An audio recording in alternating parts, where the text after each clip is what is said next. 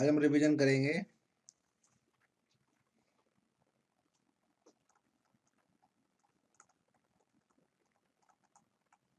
आज हम रिवीजन करने आ रहे हैं आपका डिसोल्यूशन की।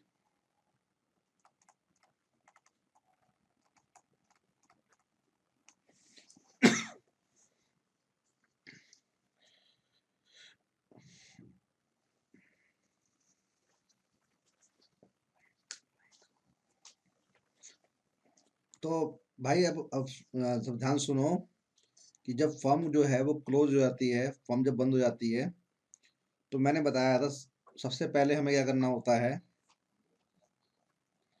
तो जो आपका बैलेंस शीट में एसेट्स और लायबिलिटीज होती हैं, उन्हें हमें क्या है, खत्म करना होता है, उन्हें क्लोज करना होता है। तो जब आपका फर्म बंद होगी, उस केस में हमें क्या करना है, ये समझो पहले स्टेप वाइज। तो सबसे पहले हमें क्या करना है,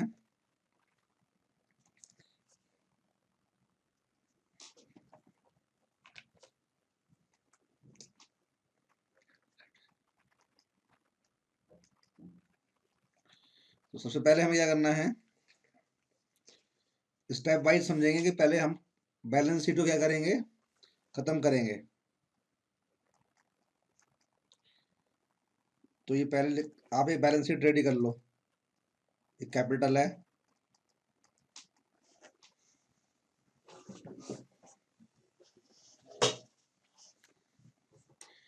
5 लाख रुपए कैपिटल लिखो एक्स की।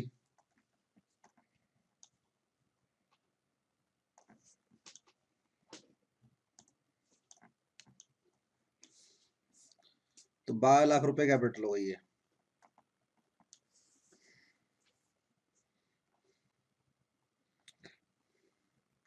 ये हो गए आपका रिजर्व्स, जनरल रिजर्व्स हो गए हमारे ये 50,000 रुपए। ये workman compensation reserve, workman compensation reserve 50,000 रुपए। Investment fluctuation fund, fluctuation fund 10,000 रुपए। कंटिजेंसी रिजर्व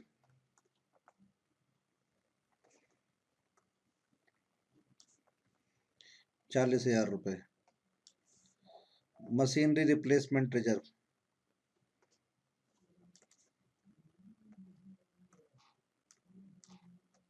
रिप्लेसमेंट रिजर्व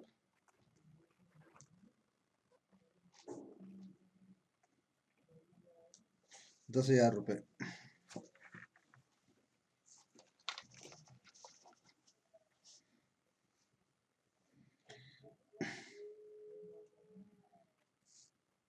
ये प्रॉफिट एंड लॉस अकाउंट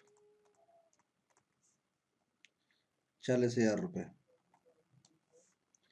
ये आपका एक्स का लोन 1 लाख रुपए। मिसेस वाइस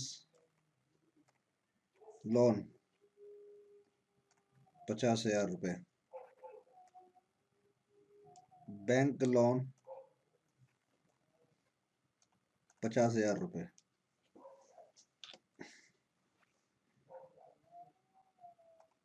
क्रेडिटर्स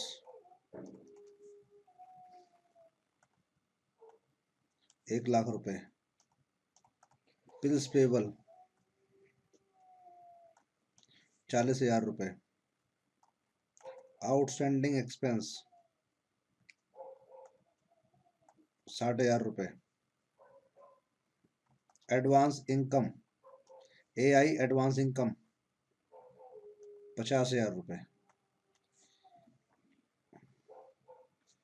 एक पॉइंट और लिख रहा हूं मैं नीचे, मैं ऊपर लिख रहा हूं ऊपर इसको।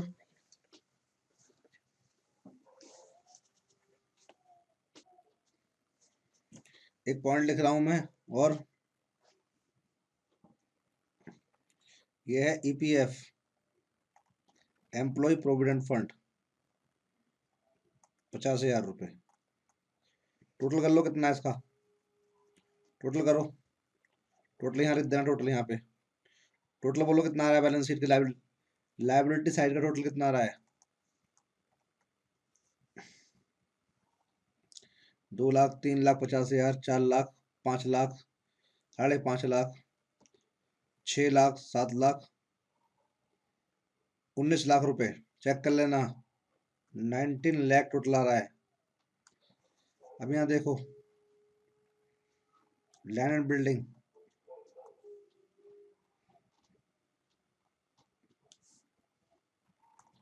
प्लांट एंड मशीनरी, गुडविल,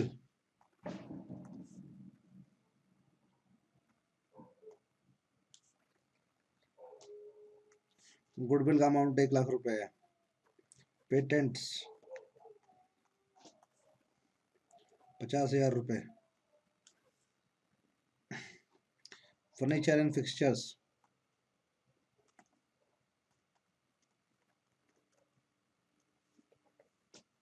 50,000 रुपए।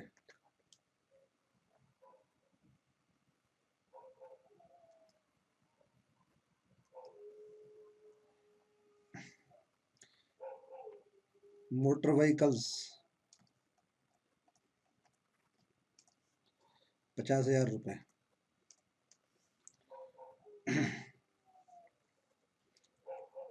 वाइस लोन 50,000 रुपए।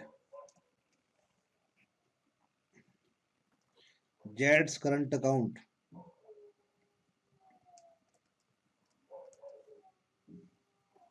50,000 रुपए।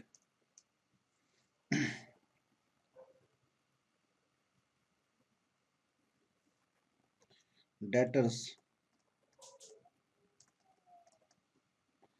1,05,000 लेस प्रोविजन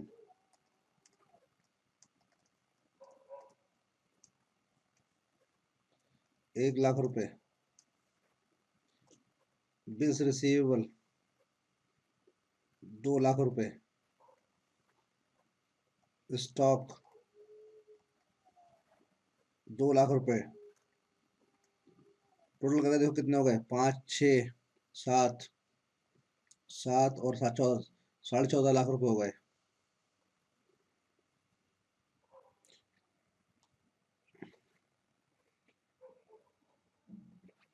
यहाँ डालते हैं एक आइटम इन्वेस्टमेंट की, ऊपर लिख लो आइटम यहाँ पे इन्वेस्टमेंट की, ये इन्वेस्टमेंट, इन्वेस्टमेंट 1 लाख रुपए, 15.5 लाख रुपए हो गए।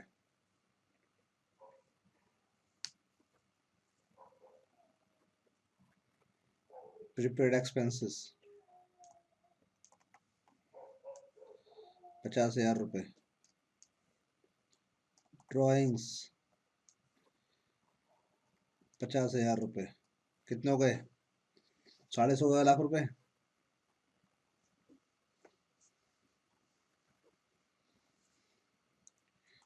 प्रॉफिट एंड लॉस अकाउंट का डेबिट बैलेंस 50,000 रुपए। एडवर्टाइजमेंट सस्पेंस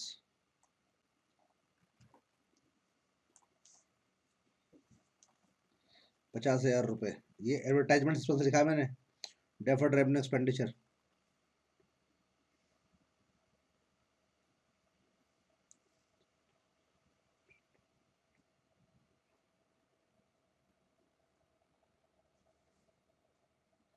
और लास्ट में है cash and bank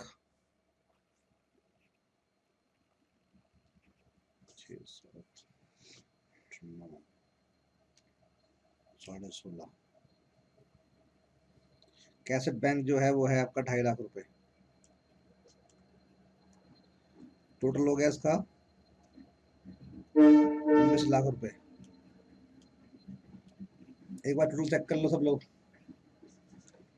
total check कर लो, टोटल आ रहा है 19 लाख रुपए। चेक कर लो।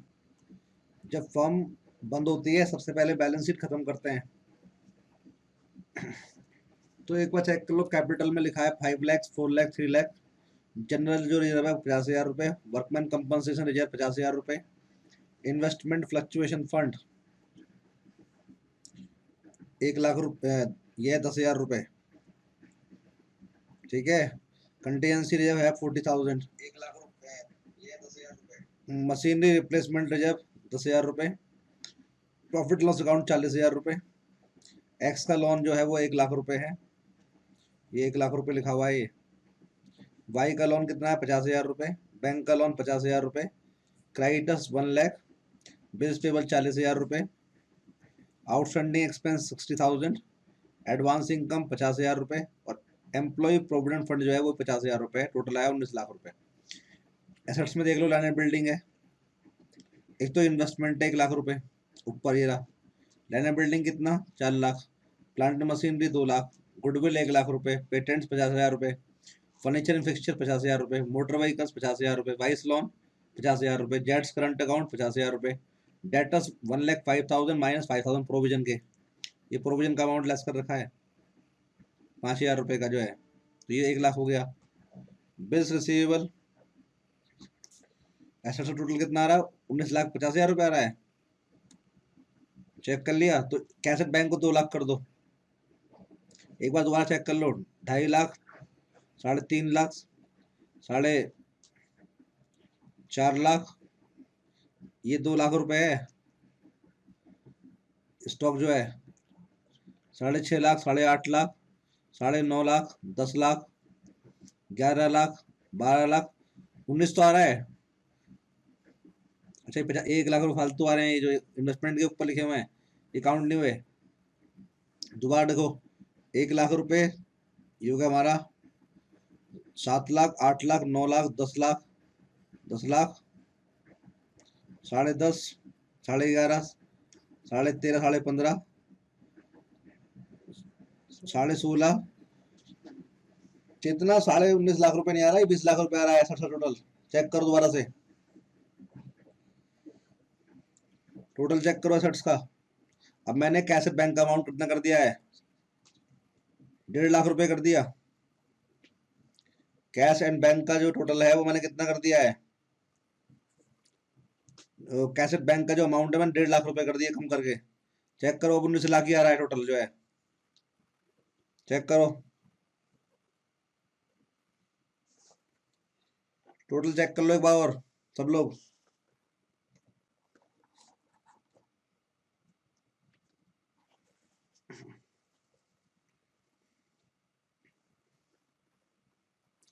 एक बार एसेट्स का टोटल कर लो।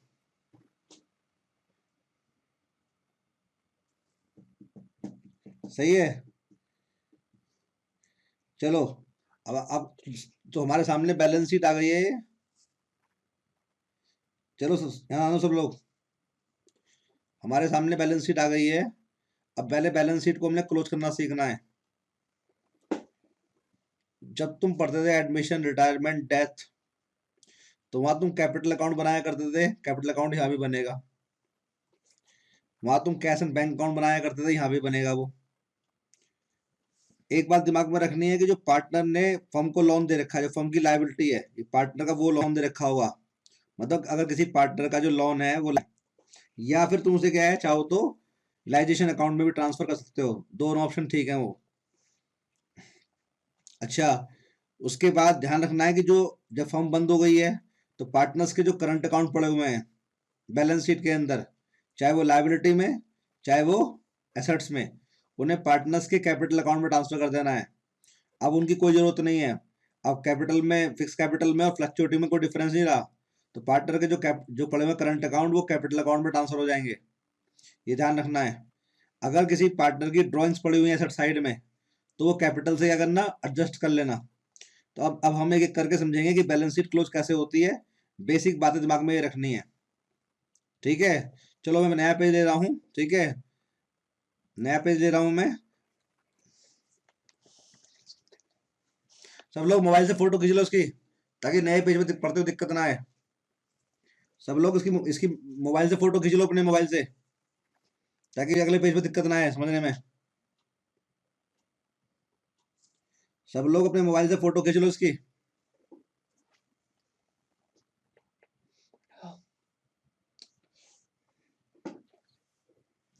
चलो, अब कौन कौन से अकाउंट हमें यूज करने हैं? सब लोग यहाँ देखो, पहला अकाउंट हमारा है realisation account, लाइजेशन account.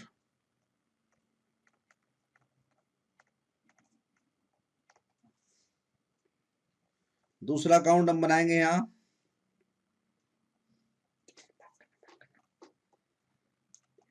Partners capital account. मैं एक बार और बैक कर रहा हूँ पहले पेज पे, जिन्हें फोटो खींचने खींच लो फोटो, ताकि चेक करते रहो। ये लो फोटो खींच लो।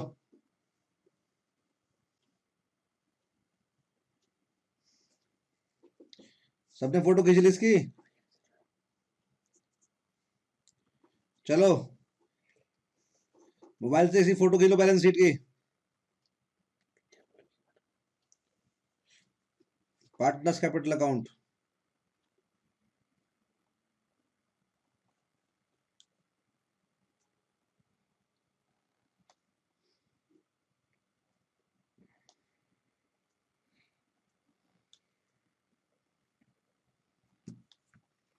एक्स वाई और जेड।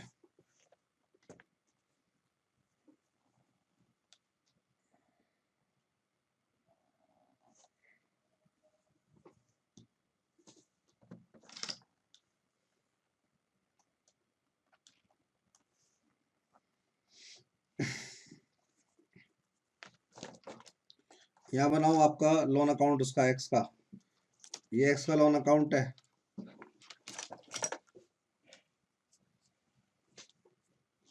ये कौन सा अकाउंट है लोन का? जो पार्टनर ने फर्म को लोन दे रखा है, उसको अलग से मेंटेन करना है।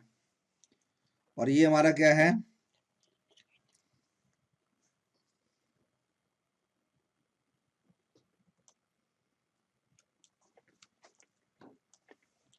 और ये है कैश एंड बैंक अकाउंट।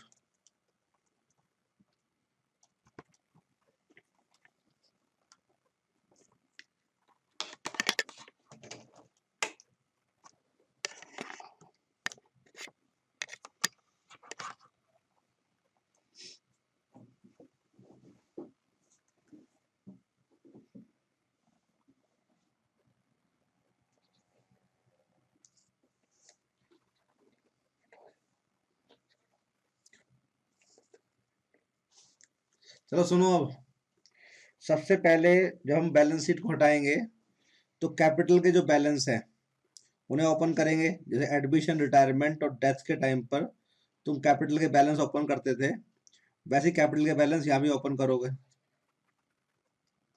ध्यान रखना है, वैसे कैपिटल के बैलेंस तुम क्या करोगे, मैं दोबारा बना रहा हूँ कैपिटल अकाउंट बड़ा सा, ठीक है?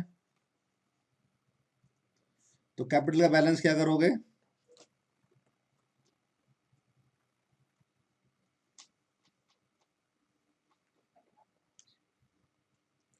तो कैपिटल के बैलेंस तुम क्या है, सबसे पहले ओपन करोगे।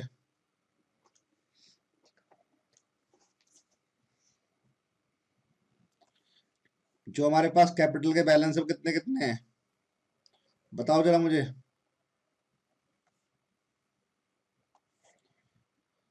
सबसे पहले कैपिटल के बैलेंस ओपन करो। कितना कितना बैलेंस है कैपिटल का? एक्स का बैलेंस कितना है? यह बैलेंस है 5 लाख। वाई का बैलेंस कितना है? 4 लाख। और उसका लास्ट वाले का बैलेंस कितना है? 3 लाख। अच्छा, ये हमने कैपिटल के बैलेंस ओपन करे। अब कैश और बैंक का बैलेंस ओपन करो, जैसे तुम वहां करते थे एडमिशन रिटायरमेंट में, वैसे ओपन करो। कितना बैलेंस पड़ा है कैश और बैंक, कैश और बैंक का कंबाइंड अकाउंट बनाना था यहाँ पे। कितना बैलेंस है? कैश और बैंक का बैलेंस था 1.5 लाख रुपए। एक्स के लोन का बैलेंस, जो लाइबिलिटी साइड में कैश और बैंक का बैलेंस 1.5 लाख रुपए ठीक कर दिया था मैंने, वो 1.5 लाख बैलेंस था, 2.5 लाख की जगह। ठीक कर लो उसे। ये एक्स के लोन का बैलेंस, कौन से लोन का? किसी पार्टनर का अगर लोन पड़ा है लाइबिलिटी साइड में, तो उसका अलग से क्या करना है, अकाउंट खोलना है। कितना बैलेंस है उसके लोन का, एक्स के? कितना बैलेंस है? एक्स के लोन का बैलेंस जो कितना है, 1 लाख रुपए। तो सबसे पहले बैलेंस सही ओपन करना।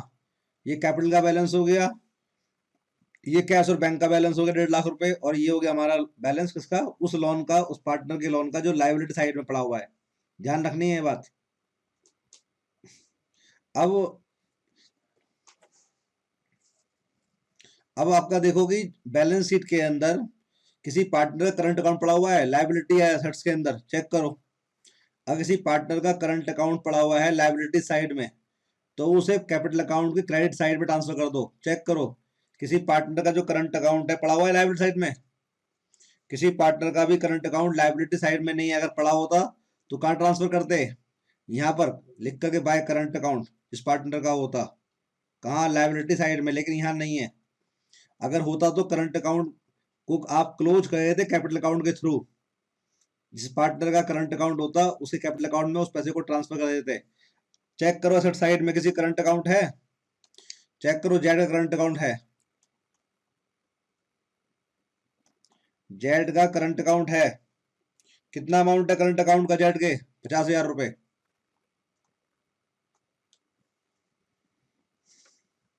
समझ में आया?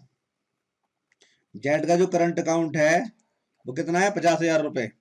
अब चेक करो बैलेंस शीट के अंदर एसेट साइड में किसी पार्टनर की ड्राइंग्स पड़ी हुई हैं।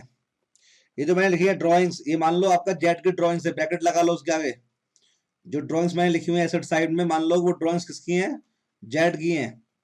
उन ड्राइंग्स को किससे काट दोगे तुम, कैपिटल अकाउंट से। ये ड्राइंग्स मैंने मान ली जेड की ड्राइंग्स है, ये कितनी है ये, चेक करो अमाउंट कितना ड्राइंग्स का, 50,000 रुपए जेड की ड्राइंग्स मानी है मैंने। ये वो ड्राइंग्स हैं जेड की जो अभी एडजस्ट नहीं हुई हैं। ये 50,000 रुपए ट्रांसफर कर दिए हमने, कहाँ, कैपिटल अकाउंट के अंदर। तो अगर किसी पार्टनर का करंट अकाउंट पड़ा हुआ है लाइबिलिटी साइड में, तो कैपिटल अकाउंट के क्रेडिट में ट्रांसफर कर देना। अगर किसी पार्टनर करंट अकाउंट पड़ा हुआ है कहाँ पर, एसेट साइड में, तो डेबिट में ट्रांसफर कर देना। जिस पार्टनर की ड्राइंग्स पड़ी हुई है एसेट साइड में, उन्हें आपका ट्रांसफर कर देना कैपिटल अकाउंट के डेबिट साइड में। समझ में आया? अब चेक करो, जो पार्टनर का लोन पड़ा हुआ है एसेट साइड में, उसको दिखाने के दो रास्ते पॉसिबल हैं। या तो पार्टनर कैपिटल अकाउंट से काट दो उसे, या उसको अगर चाहो तो आप एसेट्स बना करके रियलाइजेशन अकाउंट में भी क्या ले जा सकते हो। लेकिन तुम क्या सिंपल तरीका है, किसी का कार्ड किससे काट दोगे, कैपिटल अकाउंट से, कैपिटल अकाउंट से। ये हमने काट दिया। देख लो किसी पार्टनर का लोन पड़ा हुआ है, वाई का लोन पड़ा हुआ है, वाई का जो लोन है वो कितना है, वाई का जो लोन है कितना है, 50,000 रुपए।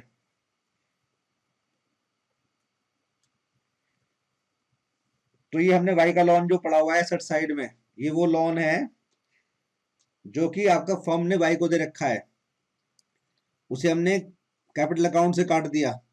लेकिन अगर किसी पार्टनर ने फर्म को लोन दे रखा है जो फर्म की लायबिलिटी है, पार्टनर का लोन ऐसा जो लायबिलिटी साइड में, उसका अलग से अकाउंट मेंटेन करना है, केवल उसी अकाउंट का जो पार्टनर का लोन है वो लायबिलिटी साइड में। अगर लायबिलिटी साइड में बैंक का लोन पड़ा हुआ है, पार्टनर की वाइफ का लोन है, फ्रेंड का लोन है, वो सब आपका आउटसाइड लायबिलिटी की तरह ट्रीट होंगे, अब उन्हें कहाँ ले जाओगे, रियलाइजेशन अकाउंट में। लेकिन जो पार्टनर का लोन पड़ा हो लायबिलिटी साइड में, उसका अलग से अकाउंट मेंटेन करना। अब चेक करो कौन कौन से आपका अनकंडीशनल एपी है। जो हमारे अनकंडीशनल एक्यूमुलेट प्रॉफिट है, जैसे जनरल रिजर्व है, कंटीजेंसी रिजर्व है। चेक करो बैलेंस शीट की लायबिलिटी साइड में, देखो क्या पड़ा हुआ है, जनरल रिजर्व, क्या पड़ा हुआ है, कंटीजेंसी रिजर्व, क्या पड़ा हुआ है, प्रॉफिट एंड लॉस अकाउंट का क्रेडिट बैलेंस। इन्हें क्या बोलते हैं हम, अनकंडीशनल एक्यूमुलेटेड प्रॉफिट्स। क्या बोलते हैं इनको, अनकंडीशनल एक्यूमुलेटेड प्रॉफिट्स। इन्हें हमें कहाँ ट्रांसफर करना है, पार्टनर्स कैपिटल अकाउंट के क्रेडिट साइड में। ऐसा हम एडमिशन में भी करते थे, रिटायरमेंट में भी करते थे, और डेथ में भी करते थे। जनरल रिजर्व को, कंटिजेंसी रिजर्व को, और प्रॉफिट एंड लॉस अकाउंट का जो क्रेडिट बैलेंस पड़ा हुआ है लायबिलिटी साइड में, उन्हें हम कहाँ ट्रांसफर करेंगे, जल्दी बताओ। उन्हें हम ट्रांसफर कहाँ करेंगे, आपका पार्टनर्स कैपिटल अकाउंट के क्रेडिट साइड में। ये बाय रिजर्व्स, चाहे वो रिजर्व है, चाहे वो कंटिजेंसी रिजर्व है, चाहे वो क्या आपका अमाउंट, बोलो किसका अमाउंट है वो, प्रॉफिट एंड लॉस अकाउंट का, जो कहाँ पड़ा हुआ है, लायबिलिटी साइड में। तीनों का टोटल करो इकट्ठा करके, मैं इकट्ठा करके पोस्टिंग कर रहा हूं, तुम अलग अलग करना पोस्टिंग। 1,40,000 को बांटो। मान लो कि इनकी जो रेशियो है वो 2:1 है, इन पार्टनर की जो रेशियो है सपोज कर लो कितनी है, वो बांटो उसको, कितना अमाउंट बटेगा, 56,000 रुपए। बोलो।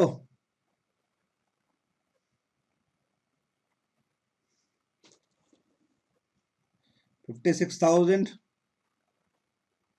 56,000 और कितना 28,000, ये लास्ट में 28,000 लिखा हुआ है, ये लिखा हुआ 28,000, नीचे लिख रहा हूं मैं इसको। ये हमने कौन से ट्रांसफर करें, अनकंडीशनल एक्यूमुलेट प्रॉफिट्स, इसमें रिजर्व है, कंटीजेंसी रिजर्व है और प्रॉफिट एंड लॉस अकाउंट है। ठीक है, तो अब तक हमने कौन कौन चीजें खत्म कर ली बैलेंस शीट की, पार्टनर्स के करंट अकाउंट खत्म कर दिए, पार्टनर की जो ड्रॉइंग्स पड़ी हुई थी सेट साइड में वो खत्म कर दी, पार्टनर का जो लोन था सेट साइड में वो खत्म कर दिया। उसके बाद जितने अनकंडीशनल एपी थे, लायबिलिटी साइड वाले, रिजर्व, कंटीजेंसी रिजर्व और profit loss account, credit balance जो लायबिलिटी में था उसको हमने ट्रांसफर कर दिया पार्टनर्स के बीच में प्रॉफिट शेयरिंग रेशियो के अंदर। अगर करंट अकाउंट पड़ा हुआ लायबिलिटी साइड में तो कैपिटल अकाउंट में ट्रांसफर कर दो क्रेडिट साइड में, अब पड़ा हुआ किसी पार्टनर का करंट अकाउंट एसेट साइड में तो ट्रांसफर कर दोगे डेबिट साइड में। उस पार्टनर का लोन, उस पार्टनर के लोन को अलग से मेंटेन करना है जो लायबिलिटी साइड में है, ये कैश और बैंक का बैलेंस है। अच्छा, अब चेक करो कि कोई एक्यूमुलेटेड लॉस है, एसेट साइड में पड़े हुए हैं कोई एक्यूमुलेटेड लॉस, चेक करो प्रॉफिट एंड लॉस अकाउंट का बैलेंस दे रखा हो एसेट साइड में, या एडवर्टाइजमेंट सस्पेंस दे रखा हो, इसको हम बोलते हैं डेफर्ड रेवेन्यू एक्सपेंडिचर, उन्हें काटो कैपिटल अकाउंट से। कितना अमाउंट है प्रॉफिट लॉस अकाउंट का, 1,00,000 को बांटो, दोनों, ये मैं दोनों इकट्ठे लिख रहा हूं मैं, प्रॉफिट लॉस अकाउंट का डेबिट बैलेंस और advertisement suspense, as, advertisement suspense या जिसे बोलते हैं डेफर्ड रेवेन्यू एक्सपेंडिचर। कितना है ये, 1,00,000 रुपए, बांटो उसको, ये 40,000 रुपए, 40,000 रुपए और 20,000 रुपए, तुम्हारे एक्यूमुलेटेड लॉस भी क्या हुए,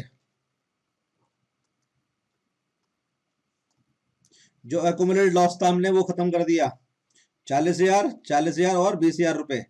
प्रॉफिट एंड लॉस अकाउंट का डेबिट बैलेंस और एडवर्टाइजमेंट सस्पेंस दोनों मिलाकर 1,00,000 रुपए मैंने इकट्ठी एंट्री पास कर दी, तुम अलग अलग एंट्री पास करना। तो हमने एक्यूमुलेटेड लॉस भी काट दिए। अब ध्यान दो, लायबिलिटी साइड के अंदर, लायबिलिटी साइड के अंदर बहुत सारे पड़े हुए हैं ऐसे एक्यूमुलेटेड प्रॉफिट जो किसी एसेट्स के अगेंस्ट बने हुए हैं। देखो, इन्वेस्टमेंट फ्लक्चुएशन फंड पड़ा हुआ है और एक मशीनरी रिप्लेसमेंट फंड पड़ा हुआ है, चेक करो लायबिलिटी साइड में, और एक डेटर्स से लेस कर रखा है प्रोविजन, डेटर्स के अगेंस्ट प्रोविजन कर रखा है हमने, ध्यान से देखो, डेटर्स के अगेंस्ट प्रोविजन कर रखा है। फर्म के बंद होने के टाइम ये रूल है कि जितने भी हमारे ऐसे रिजर्व हैं या प्रोविजन हैं जो हमने किसी एसेट्स के अगेंस्ट बना रखे हैं, जैसे इन्वेस्टमेंट फ्लक्चुएशन फंड है इन्वेस्टमेंट के अगेंस्ट, मशीनरी रिप्लेसमेंट रिजर्व है मशीन के अगेंस्ट, और प्रोविजन फॉर डाउटफुल डेट्स है डेटर्स के अगेंस्ट। तो जितने भी हमारे ऐसे एक्यूमुलेटेड प्रॉफिट हो या प्रोविजंस हो जो हमने बनाए एसेट्स के अगेंस्ट, उन्हें हमने कैपिटल अकाउंट में ट्रांसफर नहीं करना, उन्हें कहां से काटना, हमने रिलाइजेशन अकाउंट से, कहां से काटना है। तो इन्हें काटने की एंट्री क्या होगी, मैं अगले पेज पे पास कर रहा हूं एंट्री, या सब लोग ध्यान दो। अगर entry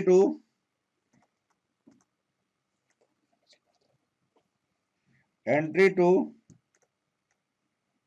transfer accumulated profits and provisions which are made against assets, ऐसे ऐसे प्रोविजंस को या एक्यूमुलेट प्रॉफिट को काटने की एंट्री है ये, जो कि बनाए गए एसेट्स के अगेंस्ट, ध्यान रखना है। तो एंट्री क्या बनेगी इनकी? Investment fluctuation fund account debit, machinery replacement reserve account debit, provision for doubtful debts account debit. चाहे प्रोविजन फॉर डाउटफुल डेट्स हो, चाहे provision for discount on debtors हो। और कहां ट्रांसफर करेंगे इनको? रियलाइजेशन अकाउंट के अंदर।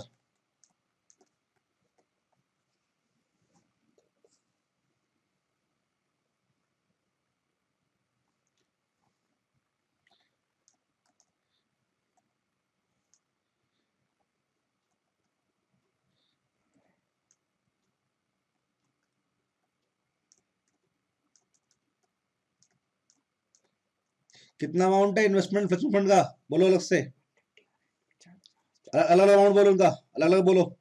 कितना है ये? एक कितना हमारा इन्वेस्टमेंट फ्लक्चुएशन फंड? कितना हमारा? 10,000। मशीनरी रिप्लेसमेंट रिजर्व कितना हमारा? कितना है आपका? मशीनरी रिप्लेसमेंट रिजर्व कितना है? 10,000। कितना है ये भी? प्रोविजन फॉर डाउटफुल डेट कितना हमारा? 5,000 रुपए। तो कुल मिलाकर के हमारा कितना होगा ये? 25,000 रुपए।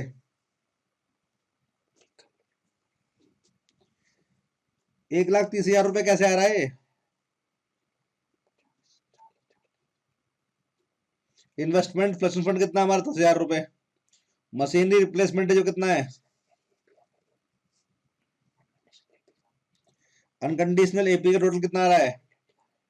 130 आ रहा है। तो ठीक कर लेना उसको बांटते हुए, मैं ठीक कर देता हूं। ये ठीक कर लो। ये अनकंडीशनल एपी का टोटल जो है कितना आ रहा है? ये 130 बांटो।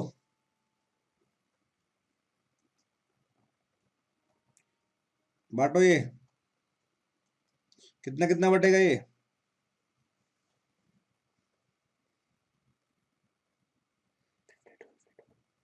हम्म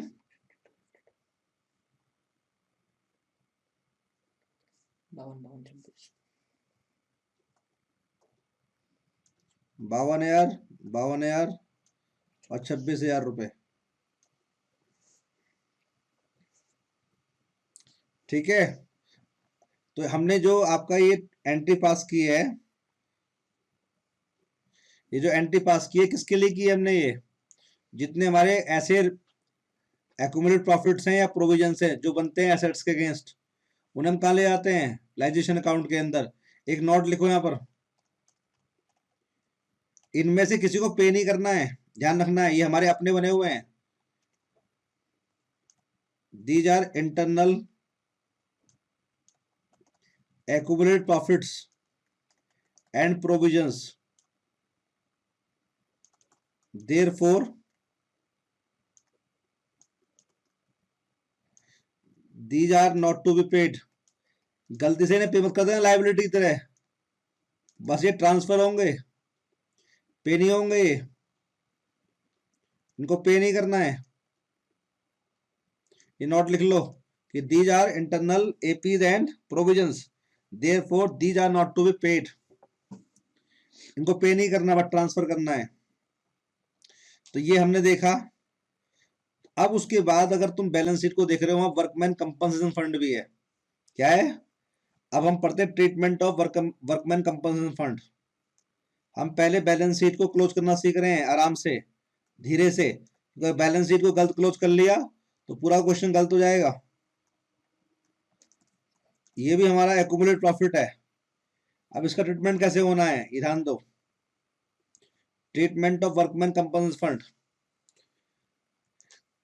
पहला ऑप्शन देखो जरा यहाँ पर, एडिशनल इंफॉर्मेशन। इसके बारे में कुछ भी नहीं है। If there is no additional information, if there is no additional information, इसके बारे में कोई एडिशनल इंफॉर्मेशन नहीं है सवाल में, तो इस अमाउंट को आपने पार्टनर्स के कैपिटल अकाउंट में ट्रांसफर कर देना है, मान करके सारा रिजर्व है, सारा रिजर्व है। तो क्या एंट्री बनेगी? Workman compensation reserve account debit to partners capital account to X, to Y और टू जेड। कितना अमाउंट हमारे सवाल में चेक करो, 50,000 को बांटो। अगर एडिशनल इंफॉर्मेशन इसके बारे में कोई अवेलेबल नहीं है तो इसे पार्टनर्स के कैपिटल अकाउंट ट्रांसफर करना है। जो भी रेशो गिवन है उसके अंदर, हमारी रेशो है 2:1 है, तो पहला ऑप्शन ये हो गया अगर इसके बारे में कोई एडिशनल इंफॉर्मेशन नहीं है। Option number 2,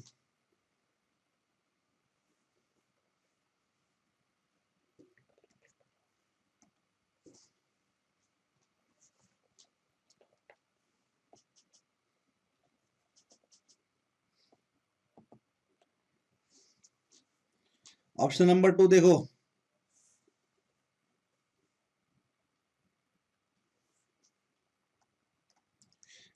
if there is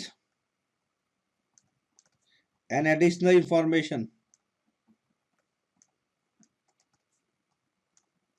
अगर इसके बारे में एडिशनल इंफॉर्मेशन है, इसके भी दो हिस्से हो सकते हैं। ए कि जो अमाउंट पे करना है वर्कमैन कंपनसेशन का वो ज्यादा है फंड से। एडिशनल इंफॉर्मेशन लिखा हुआ है कि जो अमाउंट पे करना है against workman compensation fund, amount to be paid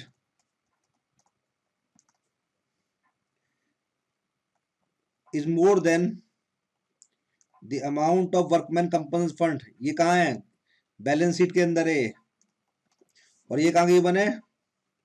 ये गिवन है एडिशनल इंफॉर्मेशन में, ये वाला अमाउंट जो है।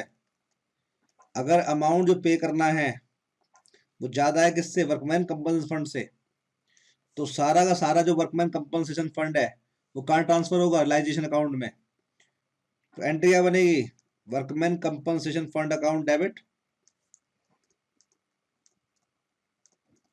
To realisation account. मान लो एग्जाम्पल लो, यहाँ पर ये एग्जाम्पल लो, यहाँ पर ये बैलेंस शीट है, यहाँ वर्कमैन कंपनसेशन फंड दिया हुआ 10,000 रुपए सपोज करो, और यहाँ एडिशनल इंफॉर्मेशन है। अब वो यहाँ लिख रहा है कि amount to be paid against workman compensation fund is ₹12,000। तो ये वाला केस कवर कर रहे हैं। यहाँ 10,000 रुपए की मैंने बैलेंस शीट में, अमाउंट कितना पे करना है? 12,000 रुपए। तो ये पूरा अमाउंट जो वर्कमैन कंपनसेशन फंड का है ये कहाँ ले जाओगे? रियलाइजेशन अकाउंट में। कितना अमाउंट ले जाओगे और पे कितना करोगे? जितना लिखा हुआ है। पे करने की एंट्री क्या बनेगी? बोलो बोलो, क्या? Realisation account debit to cash account to, तो पे कितना करोगे? जितना वो करा है, 12,000 रुपए। ठीक है, समझ में आया? क्योंकि यहाँ 10,000 रुपए दे रखे हैं, एडिशनल पे कितने का? 12,000 रुपए। तो जितना भी बैलेंस शीट पड़ा हुआ पूरा ट्रांसफर करो, और जितना पे करना है वो सारा पे कर दो। इसमें बी ऑप्शन क्या है? अगर वो कहता है यहाँ अमाउंट पे करना है, सपोज करो जो अमाउंट पे करना है यहाँ पे होता लिखा हुआ 7,000 रुपए, तो बैलेंस शीट में कितना अवेलेबल है? 10,000, और पे कितना करना है? 7,000। तो जितना पे करना है उतना ही रियलाइजेशन अकाउंट में ट्रांसफर करना। जो 3,000 फालतू पड़े हुए हैं उन्हें पार्टनर्स के कैपिटल अकाउंट में ट्रांसफर करना है। तो कैसे एंट्री पास करोगे? Workman compensation fund account debit कितना? 10,000। पे कितना करना है? उतना अमाउंट रियलाइजेशन अकाउंट में, और बाकी अमाउंट पार्टनर्स के कैपिटल अकाउंट में। कितना अमाउंट है वो? 3,000 रुपए। बाटो रेशो में, क्या रेशो है? 2:1 हमारी रेशो मान लेते हैं। वही एग्जाम्पल है अपना वाला। बांटो उसको 3,000 रुपए को, 1,200 रुपए, 1,200 और 600 रुपए। अब पे कितने करने हैं? जितने पे करने हैं उतने ही ट्रांसफर किए हैं किसमें? रियलाइजेशन अकाउंट में। तो 7,000 पे करो। तो एंट्री क्या होगी पे करने की? एंट्री टू पे लाइबिलिटी, जो लाइबिलिटी बनी है इसके अगेंस्ट वो कितनी है हमारी? 7,000। उसे पे करने की एंट्री क्या बनेगी? रियलाइजेशन अकाउंट डेबिट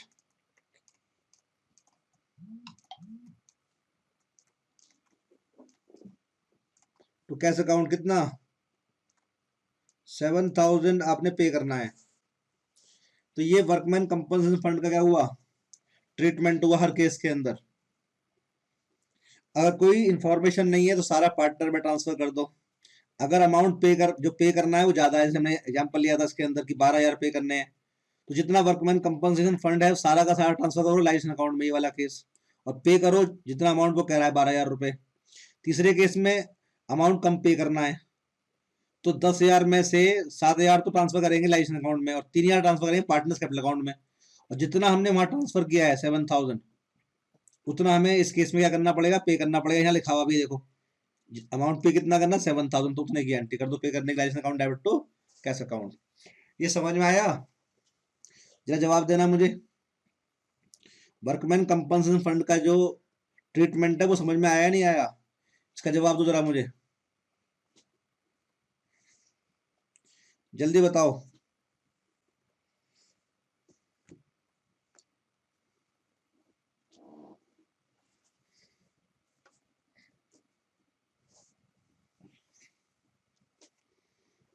अब हमने अब हम बैलेंस शीट को चेक कर लेते हैं कि हमने कितनी चीजें खत्म कर ली हैं।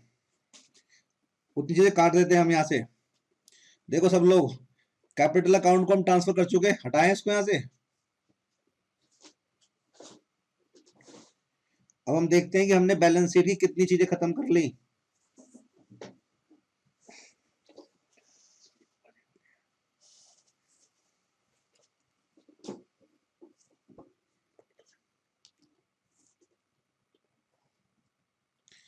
अब हमने ये खत्म कर लिया, कैपिटल ये खत्म कर ली, जीआर खत्म कर लिया, वर्कमैन कंपनसेशन खत्म कर लिया, इन्वेस्टमेंट फ्लक्चुएशन फंड खत्म कर लिया, कंटीजेंसी रिजर्व खत्म कर लिया, कंटीजेंसी रिजर्व भी खत्म कर लिया, मशीनरी रिप्लेसमेंट फंड भी खत्म कर लिया, प्रॉफिट एंड लॉस अकाउंट भी खत्म कर लिया, एक्स का लोन भी खत्म कर लिया। जिन पर मैं ये लगा रहा हूँ ना, कांटे लगा रहा हूँ, वो सब चीजें हम खत्म कर चुके हैं। अच्छा, यहाँ पे हमने एसेट साइड में क्या खत्म करा है, जेड का करंट अकाउंट खत्म कर लिया, वाई का लोन खत्म कर लिया, डेटर्स में से प्रोविजन खत्म कर लिया, प्रॉफिट एंड लॉस अकाउंट का डेबिट बैलेंस खत्म कर लिया हमने, एडवर्टाइजमेंट सस्पेंस खत्म कर लिया, और कैश और बैंक का जो बैलेंस है वो हम ट्रांसफर कर चुके हैं वहां पर। इतनी चीजें हम खत्म कर चुके हैं अब तक। अब जो बाकी चीजें बची हैं, लायबिलिटी बची हैं चाहे बची हैं एसेट्स में, उन्हें हमने खत्म कहां से करना है, लाइजेशन अकाउंट से। कहां से खत्म करना है, लाइजेशन अकाउंट से। अब लायबिलिटी साइड में क्या क्या बचा है चेक कर लेते हैं। चेक करो यहाँ पे क्या क्या बचा है। एक तो बचा है मिसेज वाई का loan, bank loan, creditors, bills payable, outstanding expense, advance income, employee provident fund. इन सबको हमें खत्म करना कहां से, रियलाइजेशन अकाउंट से। ये सब हमारी आउटसाइड लाइबिलिटी है ये। इन सब का बैलेंस क्या है, क्रेडिट। जब इन्हें काटेंगे तो क्या होंगी, ये डेबिट। तो ये कहाँ ट्रांसफर करनी है हमने, लाइजेशन अकाउंट में। अब देखो जरा, इनको क्लोज करने की मैं एंट्री कर रहा हूं, entry to close outside liabilities. कौन सी इनके नाम बताओ जरा मुझे, बैंक लोन या बैंक ओवरड्राफ्ट। बैंक लोन को बैंक ओवरड्राफ्ट भी कहते हैं आप। किसी पार्टनर की मिसेज का लोन,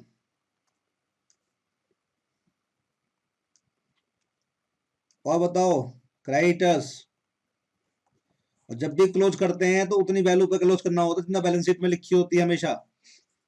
जितनी बैलेंस शीट वैल्यू लिखी होती है उतने से क्लोज करना होता है हमेशा। बिल्स पेबल, आउटस्टैंडिंग एक्सपेंस,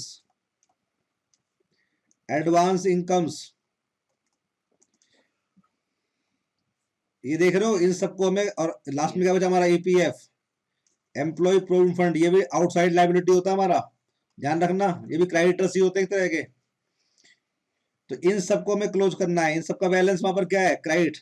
जब इन्हें क्लोज करेंगे क्या हो जाएंगे ये, तो मैं इन सबको इकट्ठा बोल रहा हूं।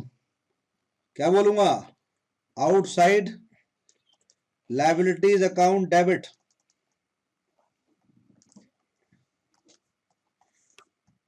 टू रियलाइजेशन अकाउंट, टू इन सबको क्लोज करा है हमने कितनी वैल्यू पर? बैलेंस शीट वैल्यू पर। ये बैलेंस शीट वैल्यू पर क्लोज हुए हैं। तो एंट्री क्या बनी? Outside liabilities account debit to realisation account. क्या क्लोज हुए हमारे? Employee provident fund, outstanding expense, bank loan, Mrs का लोन, क्रेडिटर्स, बिल्स पेबल और एडवांस इनकम। इन सबको हमने बैलेंस शीट वैल्यू पर क्लोज किया। अब एसेट साइड में चेक करो क्या क्या बचा था। Entry to close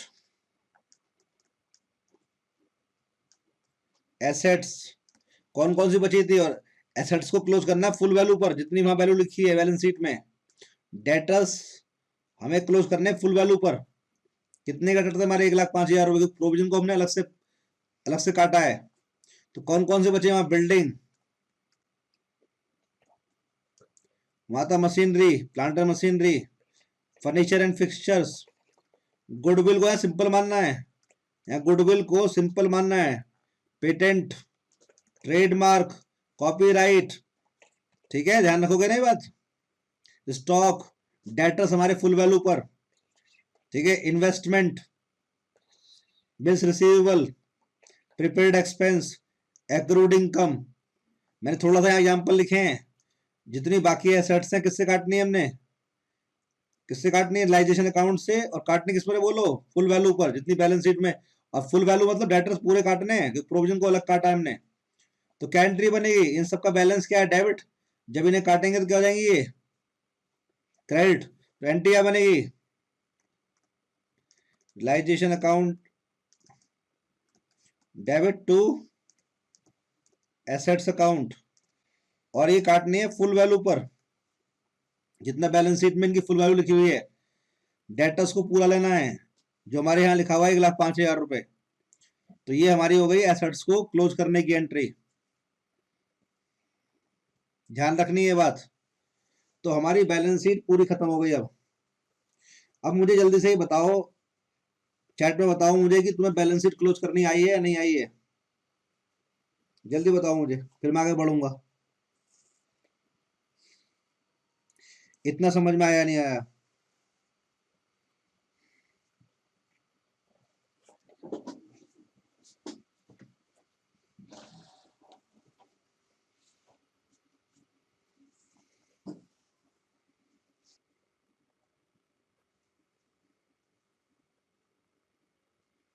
before entry पूरी बनेगी। Realisation account debit to building, to plant and machinery, to furniture and fixtures, to goodwill, to patents, to stock, to debtors, to accrued income, to prepaid expense, to investment. पूरी entry बनेगी। मैंने यहाँ लिख दिया assets. Assets माने कि तुम्हें सबके नाम लिखने पड़ेंगे वहां पर।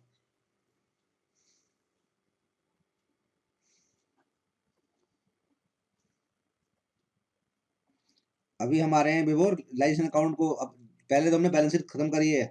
अब आगे हम क्या है, एसेट्स को बेचेंगे, लायबिलिटीज पे करेंगे।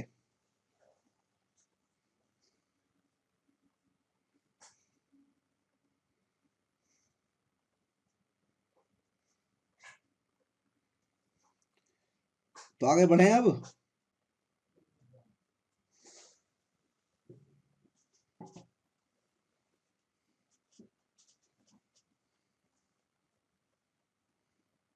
बिफोर आ रहे हैं, तेरे पॉइंट पर भी आ रहे हैं। उज्जवल कहाँ है? उज्जवल नालायक।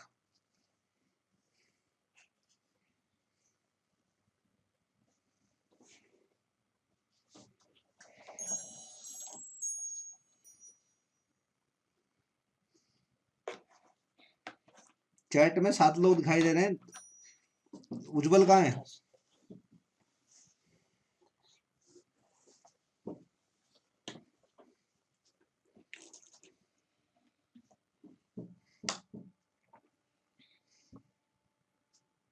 आगे बढ़े अब। बताओ जल्दी से।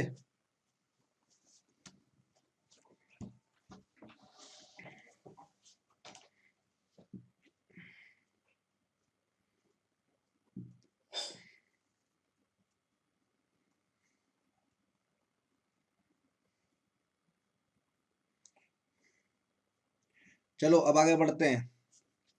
अब बैलेंस शीट क्लोज करने के बाद में जितनी जानकारी हमें मिलेगी एडिशनल इंफॉर्मेशन से उसका इस्तेमाल करना है।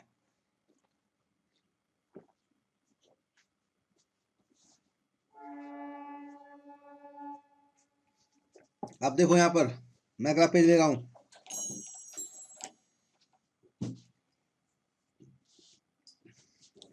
जब हमने बैलेंस शीट खत्म कर ली, अब देखना है कि हमें वहां लिख कर देगा वो एसेट्स, जो हमारे आपका एसेट्स है वो इतने की बिक रही हैं। तो जब हम आपका बैलेंस शीट क्लोज करने के बाद आगे बढ़ेंगे तो हमें एडिशनल इंफॉर्मेशन को ध्यान से पढ़ना है, और जितनी एंट्री अब आगे चलेंगी तो उनको उतनी वैल्यू पर करना है जितनी वैल्यू वहां बताई जाए। अभी तक हमने जो क्लोज की थी बैलेंस शीट वो की थी बैलेंस शीट वैल्यू पर, मतलब फुल वैल्यू पर।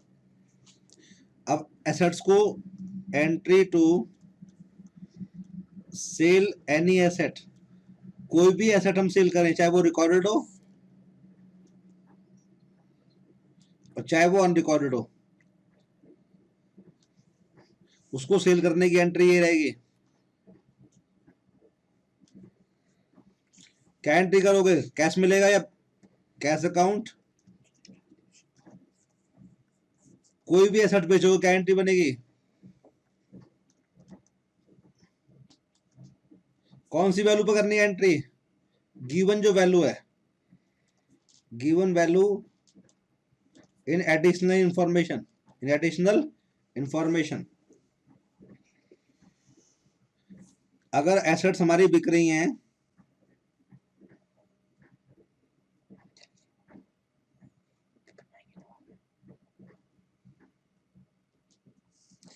सर अकाउंट बैन बता, क्या लिख रहा है नालायक विभोर? अरे नालायक, तू पोस्टिंग, जब तू पोस्टिंग करेगा, यहाँ देख रहा, मैं एग्जांपल दे रहा हूँ तुझे। नालायक यहाँ देख, ये तेरा रियलाइजेशन अकाउंट है, सपोज कर। नालायक को कुछ नहीं आता। ये पहले हमने जब बैलेंस शीट में जो मशीनरी थी, मान ले वो 2 लाख रुपए की थी, पहले हमने उसे क्लोज किया हुआ, क्लोज करने की एंट्री बनाई हुई, realisation account debit to machinery. Machinery को 2 लाख की जो मशीनरी थी बैलेंस शीट में, उसको पहले क्लोज किया हुआ, तो एंट्री क्या बनेगी, realisation account debit to machinery. अब उसी मशीनरी को अगर हम बेचें मार्केट में, मान लो बिकी 1,80,000 रुपए की, तो एंट्री क्या बनेगी, cash account oblique bank account debit to realisation account. तो पोस्टिंग क्या बनेगी, उस मशीन को बेचकर जो पैसा मिलेगा, कितना है वो, 1,80,000 रुपए। 1,80,000 हो या 2,20,000 हो, 3 लाख, कुछ भी हो सकता है वो अमाउंट। क्योंकि जब हम कोई एसेट्स बेचेंगे, चाहे वो रिकॉर्डेड हो चाहे वो अनरिकॉर्डेड हो, जितनी वैल्यू पर वो बिक रही होगी उससे एंट्री पास करनी है। क्लोज होती है बैलेंस शीट वैल्यू पर या फुल वैल्यू पर, ये रही 2 लाख रुपए, और जितने की बिक रही है वो ये रही, चाहे कम पे बिके चाहे ज्यादा बिके, 1,80,000। तेरी बात समझ में आई विभोर? जवाब दे जरा मुझे।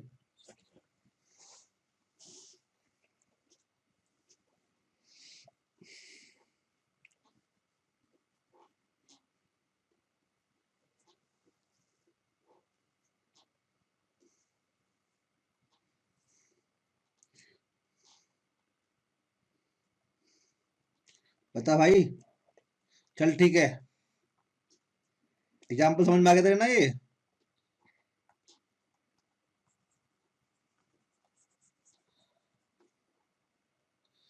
अब हमने कोई भी बेची एसेट्स, तो उसकी एंट्री क्या बनेगी, यही बनेगी, चाहे वो रिकॉर्डेड हो चाहे वो अनरिकॉर्डेड हो। ध्यान रखनी है बात। और चाहे वो टेंजिबल एसेट्स हो चाहे वो इंटेंजिबल एसेट्स हो, यहाँ गुडविल का ट्रीटमेंट अलग नहीं होता। यहाँ गुडविल का ट्रीटमेंट या ट्रेडमार्क का ट्रीटमेंट कोई अलग नहीं होता है, ध्यान रखना। सिंपल एसेट्स है वो भी। अगर कोई एसेट्स पार्टनर टेक ओवर कर रहा हो, entry for any asset, any माने चाहे वो रिकॉर्डेड हो चाहे वो अनरिकॉर्डेड हो, taken over by a partner. अगर किसी एसेट्स को कोई पार्टनर टेक ओवर कर रहा हो, तो क्या एंट्री बनेगी, जहां हमने कैश और बैंक अकाउंट डेबिट कर रखा है वहां हम क्या करेंगे, उस पार्टनर के कैपिटल अकाउंट को डेबिट कर देंगे। Partners capital account debit to realisation account. तो अगर किसी पार्टनर टेक ओवर कर लिया तो कैश और बैंक अकाउंट डेबिट करने की जगह क्या करेंगे, पार्टनर के कैपिटल अकाउंट को डेबिट कर देंगे, चाहे वो एसेट कौन सी हो, रिकॉर्डेड हो चाहे वो अनरिकॉर्डेड हो। तो एसेट्स को सेटल कैसे करना है, बेच करके या पार्टनर टेक ओवर करेगा। अब लायबिलिटी को देखो, एंट्री टू पे ऑफ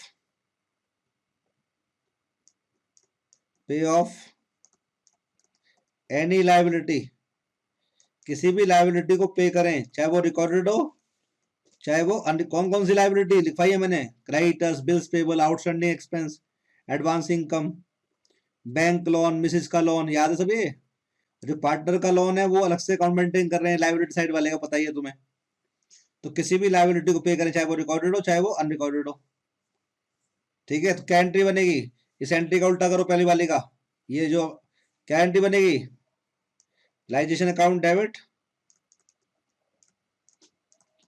और कितनी वैल्यू पर, जितनी जितनी वैल्यू पे कर रहे हैं उतनी पर। ठीक है, ध्यान रखना है, किसी भी लायबिलिटी को पे करने के लिए ये एंट्री बनेगी, चाहे वो रिकॉर्डेड हो चाहे वो अनरिकॉर्डेड हो। अब कोई पार्टनर टेक ओवर कर रहा हो, entry for any liability taken over by a partner, बोलो एंट्री क्या बनेगी, एंट्री जब कैश अकाउंट क्रेडिट हो रहा है वहां क्रेडिट कौन हो जाएगा, पार्टनर। तो क्या एंट्री बन जाएगी, realisation account debit to partners capital account. मान लो एक्स कर रहा है टेक ओवर, एग्जाम्पल ले लेते हैं, तो एक्स का कैपिटल अकाउंट क्रेडिट हो जाएगा। और कितनी वैल्यू पे लोगे यहाँ पे, जितनी वैल्यू लिखी है एडिशनल में, फुल वैल्यू या बैलेंस शीट वैल्यू नहीं, जितनी वैल्यू पे वो टेक ओवर कर रहा है उतनी वैल्यू। यहाँ कौन सी वैल्यू इस्तेमाल कर रहे हैं इन सब एंट्रीज के अंदर, क्लोज करते हुए वैल्यू इस्तेमाल करते हैं जो बैलेंस शीट में लिखी हो या फुल वैल्यू। जब बेचते हैं एसेट्स या लायबिलिटी पे करते हैं तो उतनी वैल्यू इस्तेमाल करनी है इतनी लिखी है वहां पर। विवो को समझ में आ रहा है ये। और लायबिलिटी कोई भी हो, यहाँ पर भी पार्टनर कोई लायबिलिटी टेक ओवर करे, चाहे वो रिकॉर्डेड हो चाहे वो अनरिकॉर्डेड हो, चाहे वो रिकॉर्डेड हो चाहे वो अनरिकॉर्डेड हो, एंट्री यही रहेगी। सबको समझ में आ गए, चलो आगे बढ़ते हैं। अब यहाँ देखो सब लोग जरा,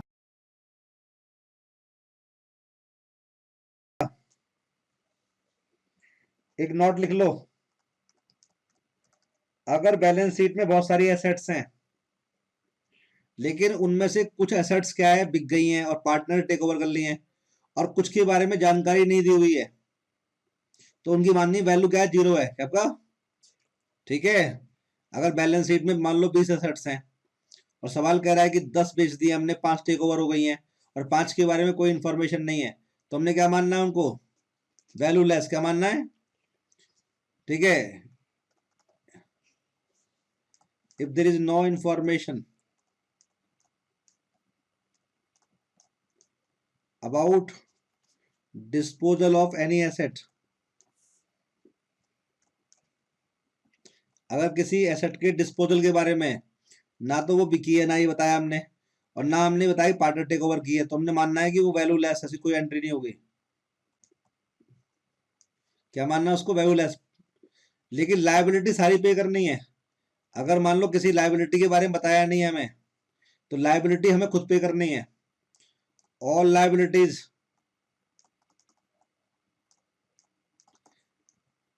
हैव टू बी रिपेड, वापस करनी है, चाहे इंफॉर्मेशन है, जिनके बारे में इंफॉर्मेशन नहीं है उनको फुल वैल्यू पे करना है। जैसे मान लो कि आपका बैंक लोन के बारे में इंफॉर्मेशन नहीं है, तो जितना बैंक लोन हमने क्लोज, जितने वैल्यू पर क्लोज किया था उतनी वैल्यू हम पे भी करनी है। All liabilities have to be repaid, तो जिन लायबिलिटीज के बारे में इंफॉर्मेशन ना हो पे करने के बारे में, उन्हें हम बैलेंस शीट वैल्यू पे कर देंगे, जितने पे क्लोज की थी उतने पे कर देंगे। लेकिन लायबिलिटी सारी पे करनी है, चाहे वो रिकॉर्डेड हो चाहे वो अनरिकॉर्डेड हो, ध्यान रखना। अब आते हैं अगले पॉइंट पर, ट्रीटमेंट ऑफ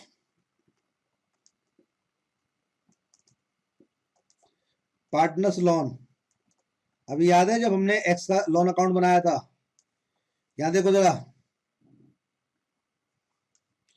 ये था एक्स का लोन अकाउंट जो लायबिलिटी साइड में था। कितना अमाउंट था इसका, बैलेंस में चेक करो, 1 लाख रुपए अमाउंट था इसका। अगर हम पूरे 1 लाख पे कर रहे हैं बराबर, तो एंट्री क्या बनेगी, X loan account debit to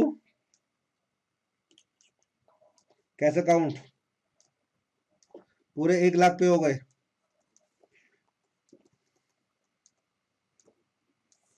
तो आपका लोन, जो पार्टनर का लोन है पे करने की एंट्री क्या बनी, एक्स लोन अकाउंट डेबिट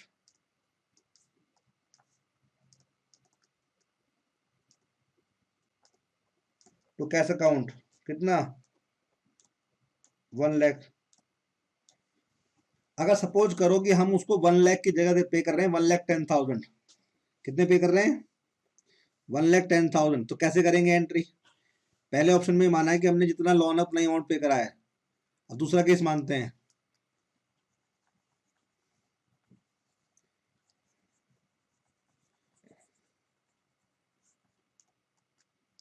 ये फिर आपका दोबारा बना रहा हूं मैं, ये एक्स का लोन अकाउंट फिर दोबारा से दूसरे ऑप्शन के लिए,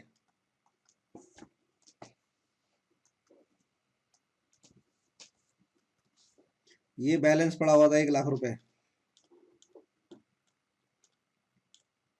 पे कितना कर रहे हैं, X loan account debit to cash account, कितना पे कर रहे हैं, 1 लाख, ज्यादा अमाउंट पे कर रहे हैं। तो यहाँ पे जो हमारा लॉस हुआ है वो कहाँ जाएगा, लाइजेशन अकाउंट में, कहाँ जाएगा, कितना रुपया, 10,000 रुपए। तो 1 लाख की जगह हमने कितने पे करे हैं, 1,10,000। एंट्री क्या बनेगी, एक्स लोन अकाउंट, कितना अमाउंट पे करा हमने, टू कैश अकाउंट, दूसरे ऑप्शन में, ये पहला ऑप्शन था, ये दूसरा ऑप्शन है। और एक लॉस की एंट्री दिखानी पड़ेगी, इसमें लाइसेंस अकाउंट डेबिट हो रहा है हमारा, तो क्या एंट्री बनी, लाइसेंस अकाउंट डेबिट, क्या एंट्री बन रही है, टू एक्स लोन।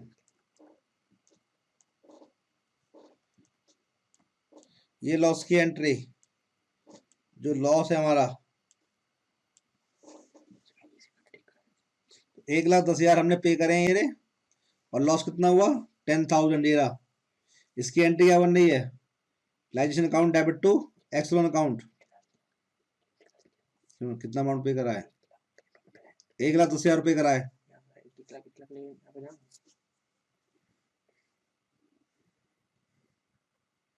तो लोन अमाउंट कितना पे करा हमने, ये रही हमारी X loan account debit to cash account, कितना, 1,10,000।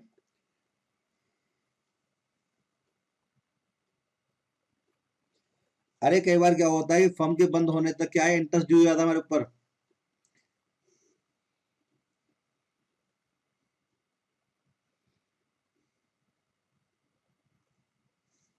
ठीक है ना। तो उस चक्कर में जो डिलेड पीरियड का इंटरेस्ट है, वो आपका हमें क्या है, फर्म के बंद होने के टाइम देना पड़ता है।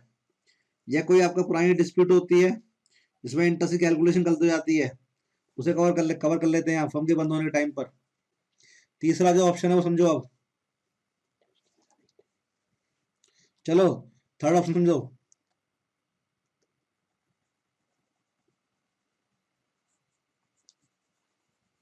अगर अमाउंट कम पे करेंगे हम,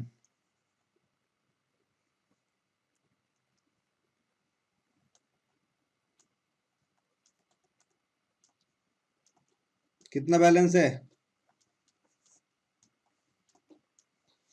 1 लाख, कितना अमाउंट पे कर रहे हैं हम, मान लो कि हम पे कर रहे हैं आपका 95,000 रुपए,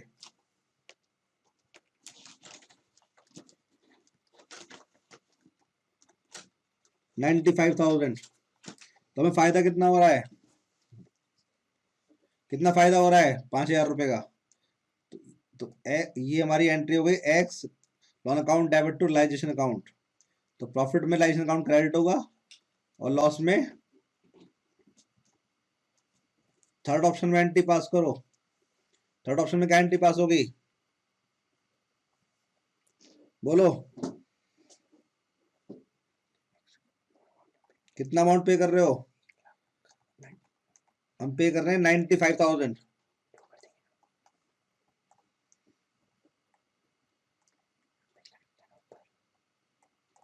तो 1 लाख रुपए तो ये आपका लोन अकाउंट डेबिट हो गया। पे कितना कर रहे हैं? 95,000। और फायदा कितना हो गया? टोटलाइजेशन अकाउंट।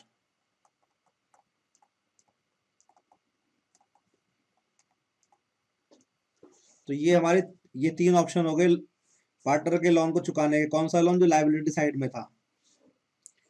ये सबको समझ में आ गया? बता दो जरा मुझे, ये जो आपका पार्टनर के लोन का ट्रीटमेंट है, ये समझ में किसको नहीं आया? जल्दी बताओ, फिर हम देखेंगे लाइजेशन एक्सपेंस वाले केस सारे।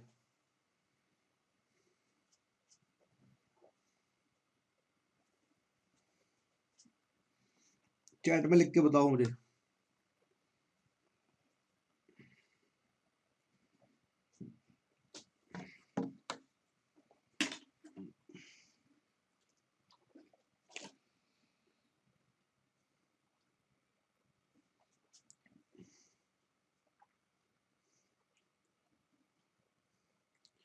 ये उज्जवल पहले कहां सो गया था बीच में? चलो अगला आगे बढ़ते हैं। अब आते हैं आपका जितना हमारा लाइजेशन एक्सपेंस का जो ट्रीटमेंट है बहुत सारे केसेस के अंदर, वो समझते हैं। तो ट्रीटमेंट ऑफ लाइजेशन एक्सपेंस,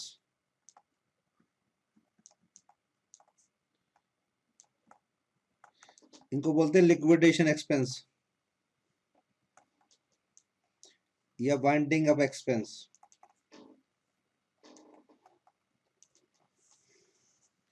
अब इसमें समझो, ये हमारा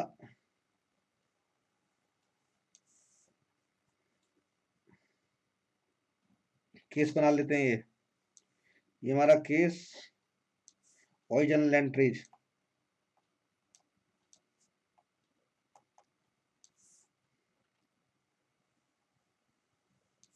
पहला case, realisation expenses paid as well as borne by firm। पे भी किसने किए? फर्म ने। और सेंड भी किसने करने? फर्म ने। तो ध्यान, जब भी लिखाया है borne by firm, तो लाइजेशन अकाउंट डेबिट ही करना है तुमने। तो यहाँ क्या एंट्री बनेगी? Realisation account debit to cash या बैंक अकाउंट। अरे एग्जाम में कोई केस ना बता रखा कौन सा केस है, तो पहला ही मानना। अगले दिन लाइजेशन एक्सपेंस अमाउंट टू ₹10,000, तो पहले ही मांग चलना कि पे भी फॉर्म नहीं करे और सेंड भी किसने करने? फॉर्म नहीं करने। जब भी लिखे बॉर्न बाय फॉर्म, तो लाइजेशन अकाउंट डेबिट करना उस समय। अगर मैं यहां लिखूं दूसरा केस जो है,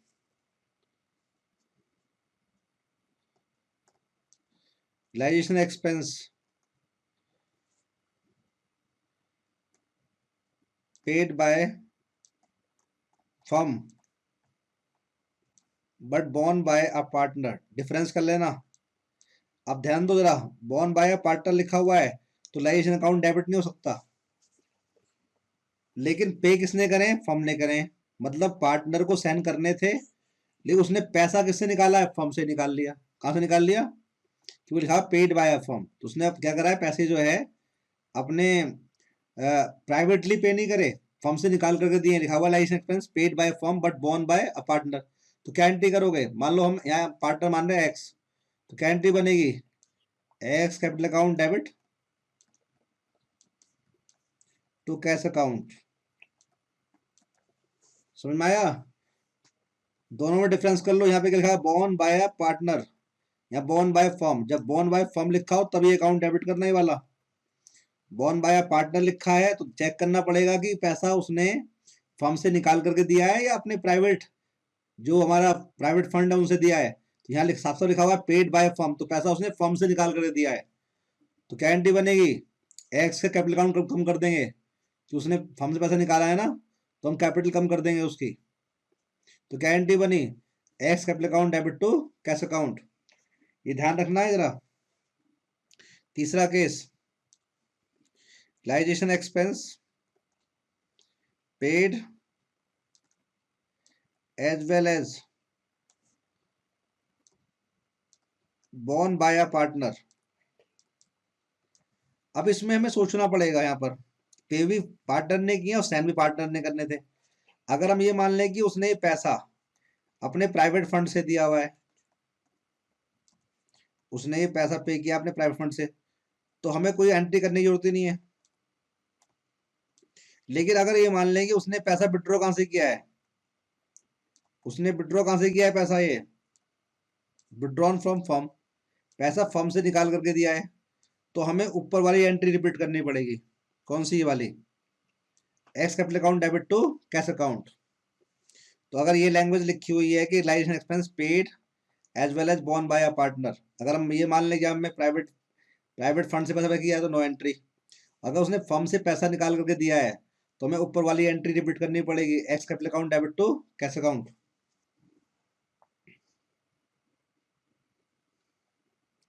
हाँ तो मेरे भाई कैश क्रेडिट नहीं हो रहा ये, जो फर्म से निकाला होगा तो ये तो कैश क्रेडिट नहीं होगा। ये रहा, फर्म का कैश कम नहीं हो रहा ये ऋतिक, तो कैश कम तो कर रहे हैं। जब बॉन्ड बाय पार्टनर है लेकिन फर्म पे कर रही है, तो फर्म से पैसा कैश निकाल के दे रहा है ना वो, तो एंट्री क्या बन रही है? एक्स की कैपिटल कम कर दी और फर्म का कैश कम कर दिया। जब फर्म अपना कैश देगी तो कैपिटल से काटेगी नहीं पैसे उसके।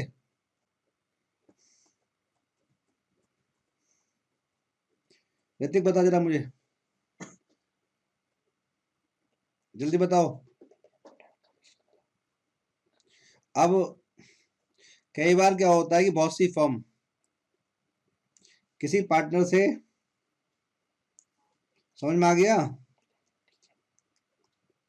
अब बहुत सी क्या होता है, बहुत सी फर्म क्या करती हैं, किसी एक पार्टनर को अपॉइंट कर देती हैं फर्म को बंद करने का काम देख, मतलब एक पार्टनर है वो कहता है जी आप मुझे अपॉइंट कर लो, फर्म का जो बंद करने का सारा काम मैं देख लूंगा। तो फर्म उससे कहती है भाई हम तुझे रख लेते हैं और तुझे देंगे इतना अमाउंट रेम्यूनरेशन का, तेरा इतना अमाउंट हमने फिक्स कर दिया। तो एक एग्रीड अमाउंट हो जाता है। फर्म कहती है हम पार्टनर को इतना अमाउंट देंगे और पार्टनर कहता है मैं सारा काम देखूंगा फर्म को बंद करवाने का। मान लो कि फर्म ने उससे कहा है कि हम तुम्हें 20,000 रुपए देंगे रेम्यूनरेशन के। कितने? 20,000 रुपए। तो इस 20,000 रुपए की एंट्री क्या करोगे? फर्म कितना साइन कर रही है? लाइजेशन अकाउंट डेबिट, मान लो उन्होंने एक्स को अपॉइंट किया है, तो एक्स की कैपिटल अकाउंट में कितना अमाउंट ट्रांसफर होगा? 20,000 पूरा। लेकिन एक्चुअल जो एक्सपेंस है वो कम ज्यादा हो सकते हैं। मान लो एक्चुअल एक्सपेंस 22,000 आ जाए, 18,000 रुपए आ जाए, 10,000 रुपए आ जाए, वो कौन भरेगा? वो एक्स को खुद भरने पड़ेंगे। अगर एक्स प्राइवेटली भरेगा तो नो एंट्री, ये वाला केस लग गया। अगर फर्म से निकालेगा पैसा वो, तो कौन सी एंट्री बनेगी? X capital account debit to cash account.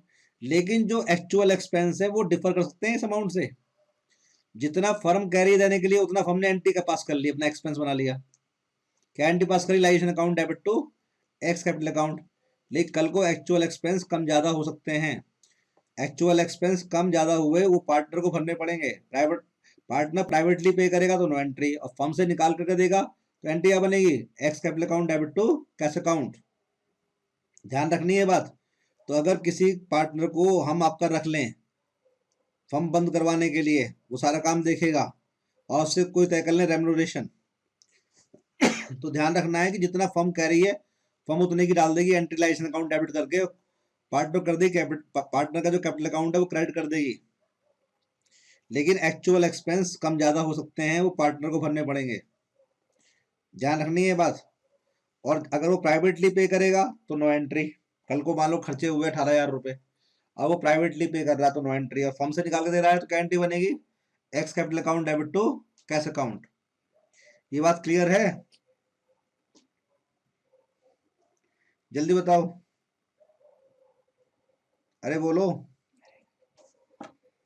समझ में आया सबको? चलो मैं अगला पेज लेता हूँ, अगला केस करवाता हूँ फिर इसके अंदर ही। तो ये वाला केस ध्यान रखना, लास्ट वाला जो केस एग्जाम में आता है ये, कई बार क्या होता है कि मान लो हमने एक्स को पॉइंट कर दिया और फर्म ने कहा भाई देखो ऐसा है, तुझे 10% पैसा मिलेगा किसका, जितने की एसेट्स बिकेंगी, एसेट्स की जो सेल प्रोसीड्स हैं जो बिकेंगी कैश में, उसका 10% तुझे क्या मिलेगा, रेम्यूनरेशन क्या मिलेगा।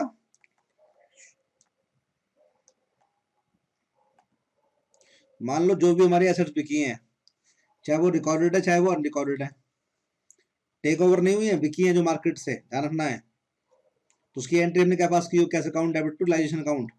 तो जितनी वैल्यू हमें मिली है उसका 10% से मिल रहा है रेम्यूनरेशन या मिल रहा है कमीशन, क्या मिल रहा है, कमीशन।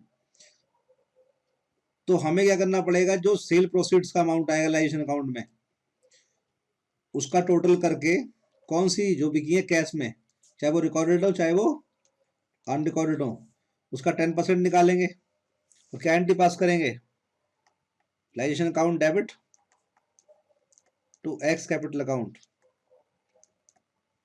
समझ में आया भाई। उसका जो रेम्यूनरेशन का अमाउंट है वो कैसे फिक्स कर दिया उन्होंने, जितने की एसेट्स बिकेंगी कैश में, तो जब तुम कैश की एंट्री पास कर लोगे, चाहे वो रिकॉर्डेड है चाहे वो अनरिकॉर्डेड है, टोटल अमाउंट ऐड कर लेना, जितना कैश में आया अमाउंट उसका 10% निकालना, तो उसकी एंट्री पास करना रेम्यूनरेशन की या कमीशन की एंट्री। अब जो एक्चुअल एक्सपेंस हैं वो कम ज्यादा हो सकते हैं, वो कौन भरेगा, एक्स खुद भरेगा। अगर प्राइवेटली भरेगा तो नो एंट्री, अगर वो फर्म से निकाल करके देगा पैसा तो क्या एंट्री बनेगी, X capital account debit to cash account. कई बार ऐसा लिखा होता है, एक केस समझो, 10% ऑफ नेट सेल्स प्रोसीड्स, अब वर्ड आ गया नेट, अंडरलाइन कर लो उसको।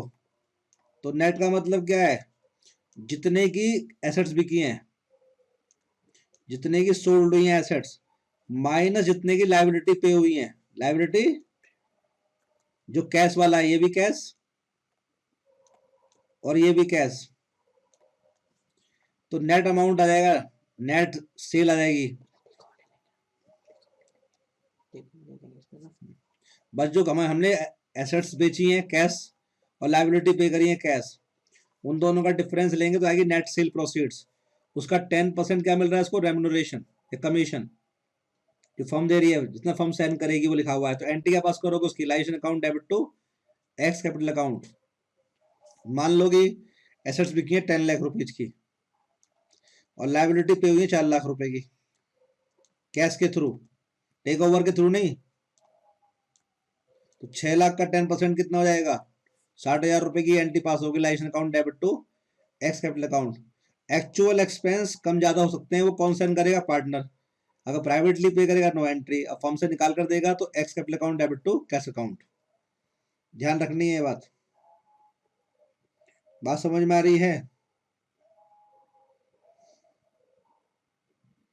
बात सबको समझ में आ रही है या नहीं आ रही है।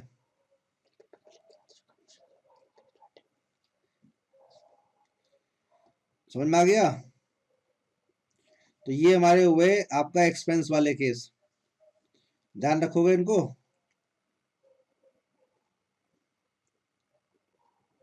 अच्छा, अब एक कंटीजेंट लायबिलिटी वाला केस आता है, जैसे आज तुम्हें समझाया भी था क्लास के अंदर भी। ये वो लायबिलिटी होती है जो बैलेंस शीट में रिकॉर्ड नहीं होती है, कंटीजेंट लायबिलिटी। वो नोट लगा, ऐसे नोट लगा के देता है कि there is a bill under discount. हमने किसी भी डेटर बिल ड्रॉ किया था,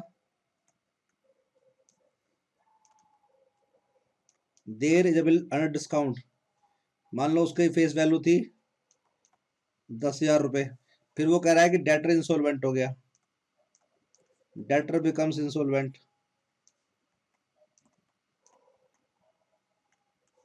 and firm has to pay, firm has to, तो फर्म को ये अमाउंट पे करना पड़ेगा कि फर्म ने डेटर पे ड्रॉ किया था, फिर बाद में बैंक से डिस्काउंट करवा लेता बिल ऑफ एक्सचेंज।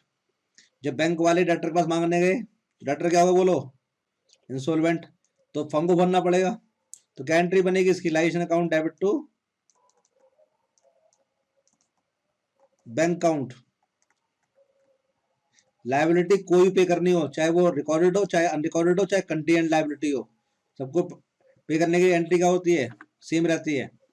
अब हो सकता है कि डेटर से पैसा हमें मिल जाए, कुछ 50 पैसे मिल जाए, 40 पैसे मिल जाए, तो बिल कितना है। अब वो कह सकता है सवाल के अंदर कि 40 पैसा आपको मिल जाएगा डेटर से, तो उसकी एंट्री आप पास करोगे, जितना तुम्हें मिल रहा है cash account debit to realisation account, कितना मिल रहा है तुम्हें, 1 रुपए में 40 पैसे, तो कितने की एंट्री पास करोगे, 4000 रुपए की। हाँ, जो हमारी कंटीजेंट लाइबिलिटी होती है वो रिकॉर्डेड होती है, लेकिन ट्रीट से ऐसे करना है जैसे हम करते हैं अनरिकॉर्डेड लाइबिलिटी को। तो कंटीजेंट लाइबिलिटी हमारी कितनी है यहाँ पर, 10,000 रुपए पे क्यों करनी पड़ रही है, क्योंकि डेटर हो गया इंसॉल्वेंट, तो फर्म को पे करनी पड़ेगी। फर्म ने ही बैंक से बिल्कुल डिस्काउंट करवाया था, तो फर्म कितना पे कर रही है, 10,000। डेटर से फर्म को कितने मिल रहे हैं, केवल 40 पैसा इन रुपी। क्या पता ना भी मिल रहा हो, तो जब नहीं मिल रहा हो तो ये एंट्री पास नहीं करना, ये वाली एंट्री, और जितने मिल रहे हो उसकी एंट्री पास करना, cash account debit to realisation account. तो कंटीजेंट लाइबिलिटी वाला पॉइंट आ जाएगा एक तुम्हारे उसमें। बात समझ में आ रही है, ऐसे लिख के देगा, there is a bill under discount ₹10,000, debtor becomes insolvent and firm has to pay the, पूरा अमाउंट पे करना है तुम्हें, फिर जितना तुम्हें मिलेगा उसकी एंट्री अलग करनी है। समझ में आया नहीं आया। अच्छा, अब अगला कंसेप्ट समझते हैं।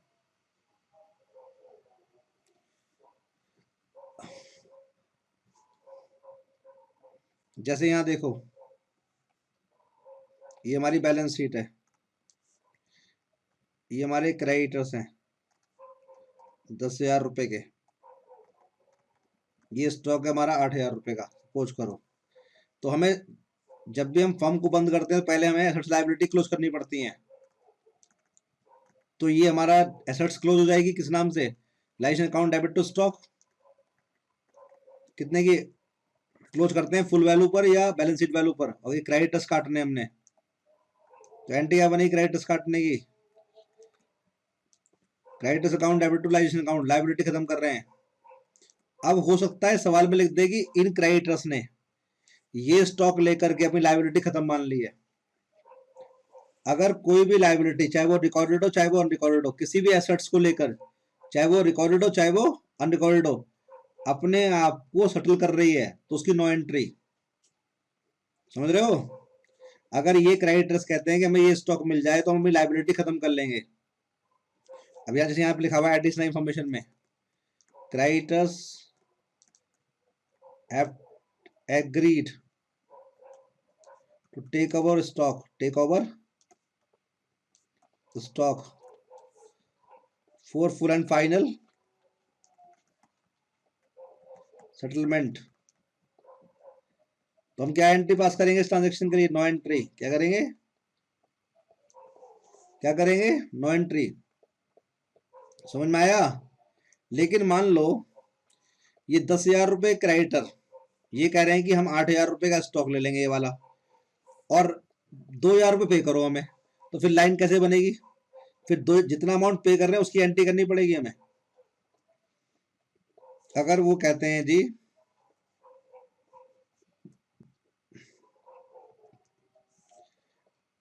एंड रेस्ट अमाउंट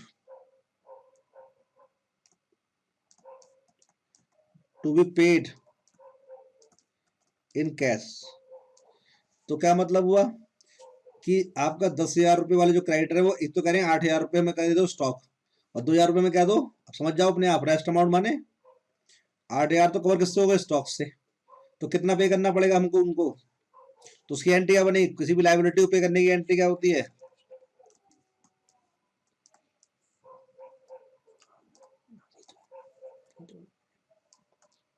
जितना अमाउंट पे करना उसकी एंट्री। ये जो एंट्री मैंने कर रखी है अमाउंट क्लोज करने की एंट्री थी, ये एसेट्स क्लोज करने की एंट्री, ये लायबिलिटी क्लोज करने की एंट्री थी। तो वो करेंगे, अब क्रेडिटर्स ने स्टॉक ले लिया और 2,000 रुपए का ले लिए वो लोग कैश में, तो जितना अमाउंट कैश में दिया उसकी एंट्री पास करी है।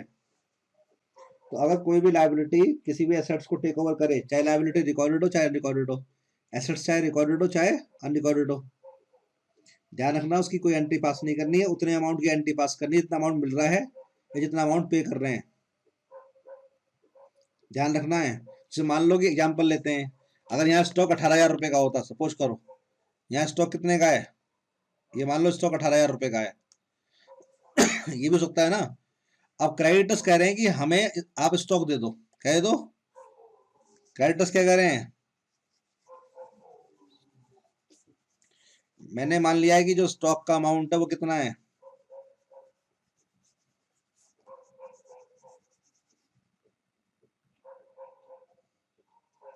अभी आ रहे हैं वासुस पॉइंट पर, आ रहे हैं अभी आ रहे हैं उस पॉइंट पर। ध्यान दो, अगर मैंने स्टॉक मान लिया 18,000 रुपए का है, ये स्टॉक 18,000 रुपए का हो गया, तो क्लोज 18,000 का होगा, ये क्रेडिट 10,000 रुपए के। अब क्रेडिटर कह रहे हैं हम स्टॉक ले आ रहे हैं, additional information, creditors have agreed to take over stock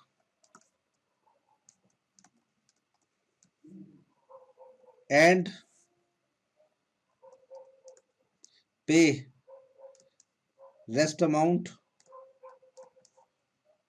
in cash। अब देखो यहाँ पे लिखा पे करते हैं क्रेडिटर्स, तो कितना पे करेंगे, स्टॉक कितने का 18,000 रुपए का है, क्रेडिटर कितने के 10,000 रुपए के। तो क्रेडिटर कह रहे हैं कि हमें स्टॉक दे दो, तो हम कितना पे कर देंगे आपको, 8,000 रुपए। तो एंट्री क्या बनेगी,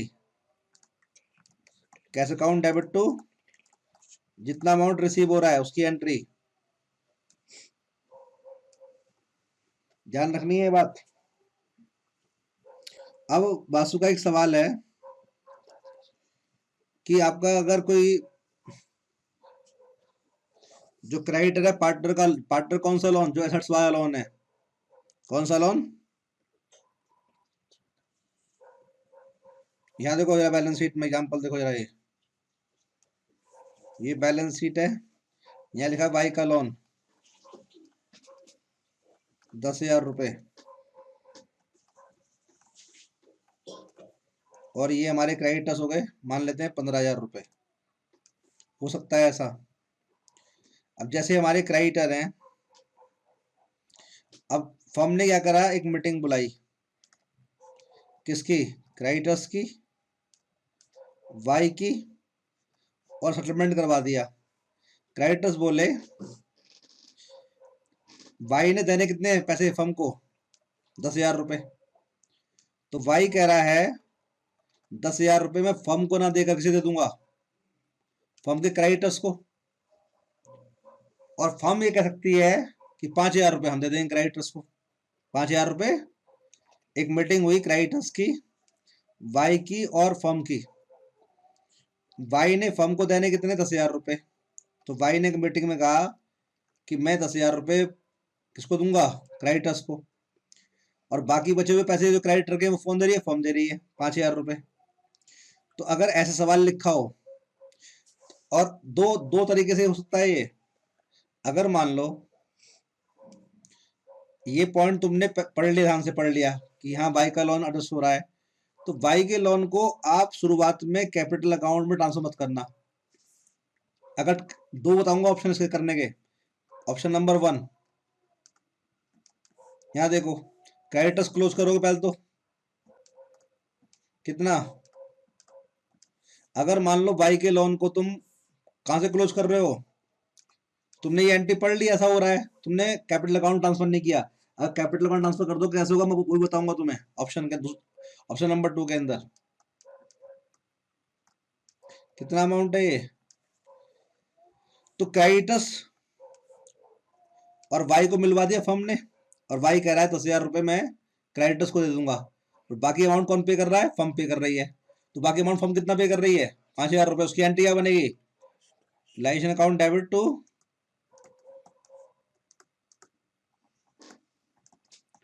ये एंट्री बन जाएगी 5,000 रुपए की। 5 दे फर्म या 3,000 रुपए दे, 2,000 रुपए दे, जो भी एग्रीमेंट हुआ हो बीच में, उतने की एंट्री पास करना है। ये जरूर नहीं 5,000 रुपए की एंट्री हो। तो ये तो मैंने ये मांग के करवाई है कि तुम्हें लोन, जो बाई का लोन है वो कहाँ ट्रांसफर किया है, लाइसेंस अकाउंट के अंदर। लेकिन कई बार क्या होता है, जैसे मैंने तुम बताया था कि बहुत से लोग कैपिटल अकाउंट ट्रांसफर करते लोन को, तो घबराने की जरूरत नहीं है। जैसे ये वाई का कैपिटल अकाउंट है, और तुमने लोन को कहाँ ट्रांसफर कर दिया है, तुमने ये लोन को ट्रांसफर यहाँ नहीं किया, सपोज करो, तो घबराना मत इसको भी, ये तुमने ट्रांसफर यहाँ कर दिया वाई कैपिटल अकाउंट में, कितना अमाउंट, 10,000 रुपए, और फिर तुमने ये एंट्री पढ़ी कैसा ऐसा हुआ है, तो फिर क्या करना, इसी अकाउंट से इतना अमाउंट कहाँ उठा के लेना, यहाँ लिखना बाय रियलाइजेशन अकाउंट, कितना, तो क्या एंट्री बन रही है, realisation account debit to vice capital account ना, तो यहाँ देखो, तो क्या गया, वाइस कैपिटल अकाउंट किसके बराबर, लोन के बराबर, समझ में आया, और फर्म कितना पे करेगी फिर, ये तो आपस में एडजस्ट हो गए, फर्म कितना पे कर रही है, 5,000 रुपए, समझ में आया।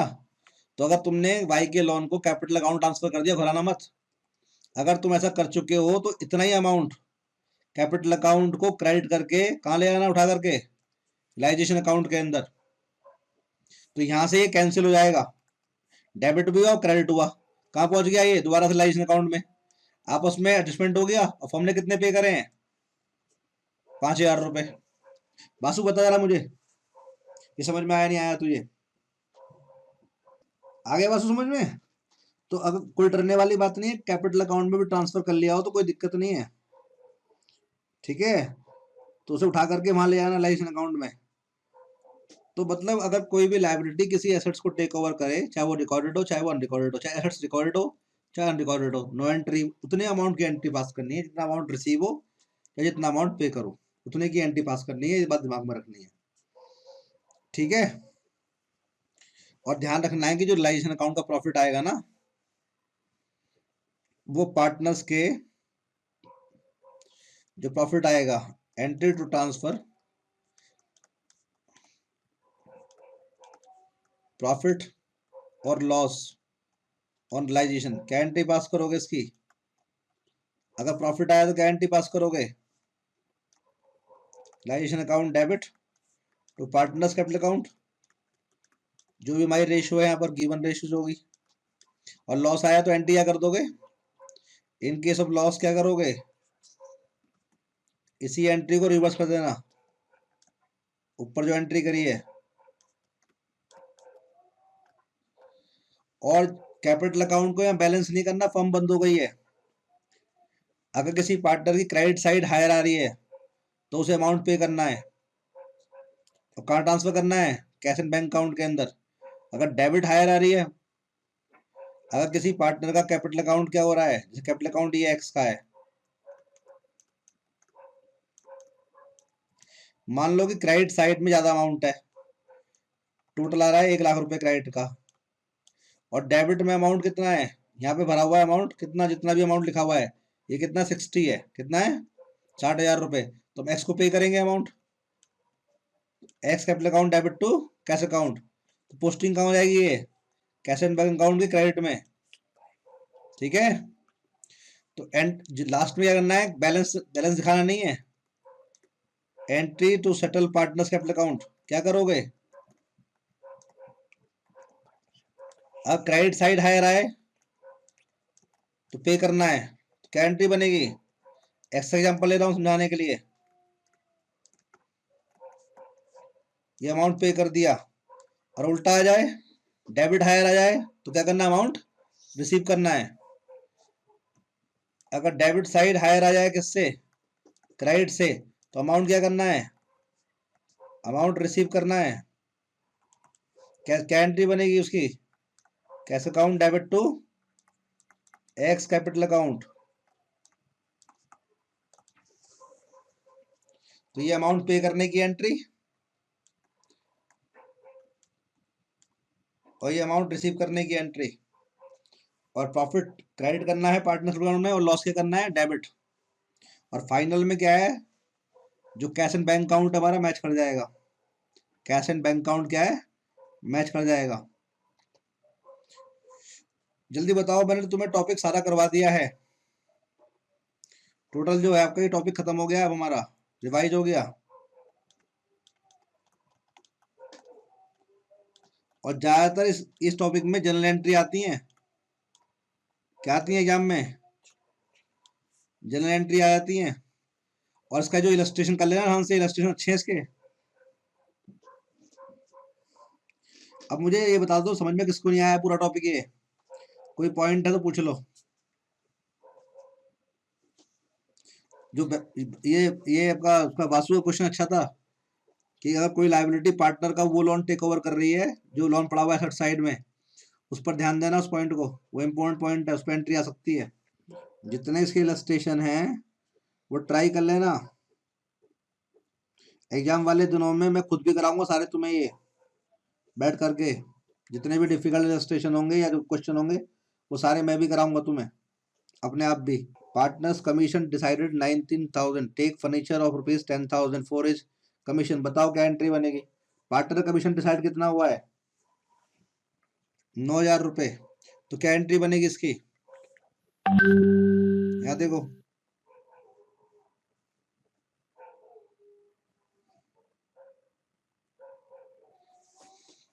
फर्म कितना खर्चा कर रही है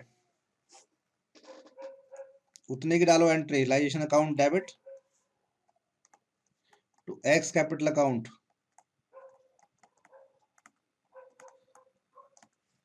कितना अमाउंट तय हुआ है? ठीक है, हमने कैपिटल बढ़ा दी उसकी 9,000 रुपए से। अब उसके बदले क्या ले रहा है वो? फर्नीचर। क्या ले रहा है वो? फर्नीचर हमारा।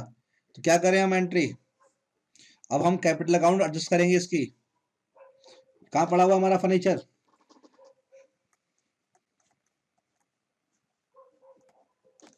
X capital account debit take furniture of ₹10,000 for his commission. उसने क्या लिया है? फर्नीचर लिया है 10,000 का अपनी कमीशन के लिए। एक्स कैपिटल अकाउंट डेबिट कितना रुपया, कितना अमाउंट काटे बताओ जल्दी से मुझे। इसके बदले ले रहा है वो 9,000 रुपए के बदले ही। ठीक है, तो फर्म को तो लॉस हो गया। यहाँ देखो सब ध्यान ध्यान दो, ऐसा समझो इलाइजेशन अकाउंट है ये। यहाँ फर्नीचर हमने क्लोज किया हुआ। फर्नीचर कितने का है? 10,000 रुपए का। अब वो इस कमीशन के बदले क्या ले रहा है? टेक ओवर कर रहा है। लेकिन कितने का टेक ओवर कर रहा है वो? 9,000 रुपए का। तो हम तो यही एडजस्ट करेंगे उसकी। और फर्म क्या हो जाएगा? लॉस। फर्म क्या हो जाएगा? ये 9,000 रुपए के बदले हमने फर्नीचर दिया है। पोस्टिंग करो इसकी 9,000 रुपए की। यहाँ पर क्या बनेगी? बाय एक्स कैपिटल एंट्री कितना रुपया? तो देखो 10,000 रुपये डेबिट हुए और क्रेडिट कितने हुए? 9,000 रुपए। तो फर्म को लॉस कितना हो गया डेबिट में? 1,000 रुपए का। समझ में आया? पहले तो हमने उसे फर्म का एक्सपेंस दिखाया 9,000 रुपए जो फर्म ने कहा था देने के लिए। फिर उसने 10,000 वाला फर्नीचर 9,000 रुपए का टेक ओवर कर लिया अपने इस कमीशन के लिए। तो हमने लाइजेशन अकाउंट में जो फर्नीचर 10,000 रुपए का डाल रखा था वो काटा कितने का है हमने? 9,000 रुपए का। तो लॉस फर्म को कितना हुआ है? फर्नीचर पे लॉस कितना हो गया बोलो? 1,000 रुपए लॉस हो गया। बता विभोर, बता मुझे। तो अपने आप ही खबर हो गया में 1,000 रुपए डिफरेंस है। अब विभोर बता मुझे, समझ में आया नहीं आया?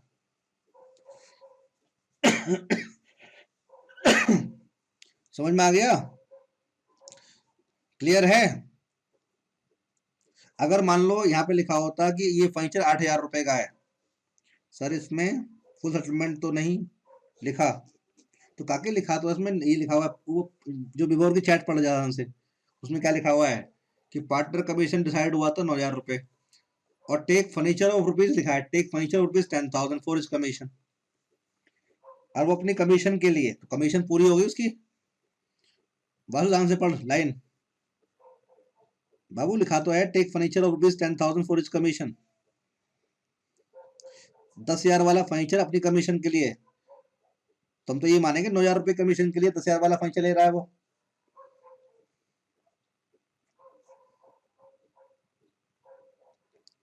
बासु ध्यान से पढ़ो और मुझे बता अपना, समझ में आया नहीं आया जो पॉइंट बता रहा हूँ तुझे? फिर मैं एक पॉइंट बताऊंगा।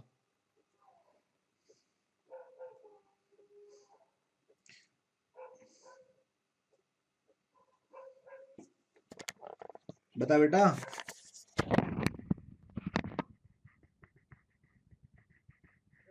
पे अगर फर्नीचर लिखा होता 8,000 रुपए का, यहाँ फर्नीचर लिखा होता 8,000 रुपए का सपोज करो, तो जहाँ ब्योर ने 10,000 रुपए लिखे हैं, वहां लिखा होता take furniture of ₹8,000 for his commission. तो हमारे फर्नीचर की वैल्यू कितनी है? 8,000 रुपए। लेकिन वो अपनी कमीशन कवर करने के लिए वो 8,000 का फर्नीचर कितने में ले रहा होता? बोलो, 9,000 में। तो यहाँ 9,000 आते हमारे, तो हमें फायदा होता है 1,000 रुपए का, जो कहाँ पड़ा हुआ हमारे क्रेडिट में।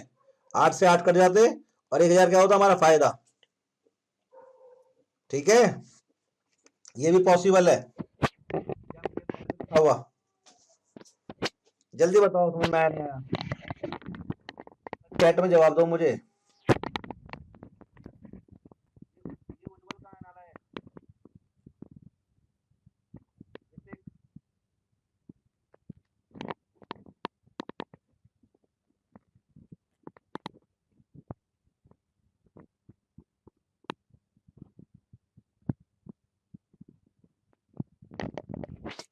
ये मैं क्लास में करा दूंगा, क्योंकि सब बच्चों को ये एसपीआर वाला जो स्टूडेंट है सब बच्चों को करा दूंगा। सभी को ये कंफ्यूजन होगा इसके अंदर। ये वाला एसपीआर को यूज कर जो आपका डिस्पेंट है क्लास में करवा देंगे। ये सब बच्चों को कंफ्यूजन होगा इसके अंदर।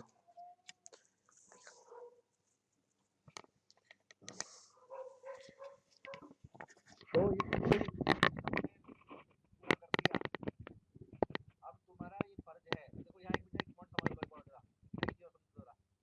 देखो यहाँ पे जरा, ये बैलेंस शीट है, यहाँ लिखा हुआ है मशीनरी 20,000 रुपए की। कई बार ऐसे लिख के देता है एग्जाम के अंदर वो,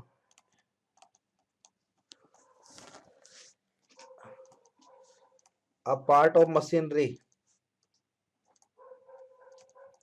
is taken over by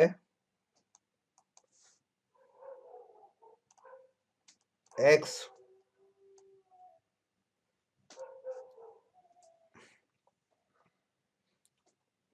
₹4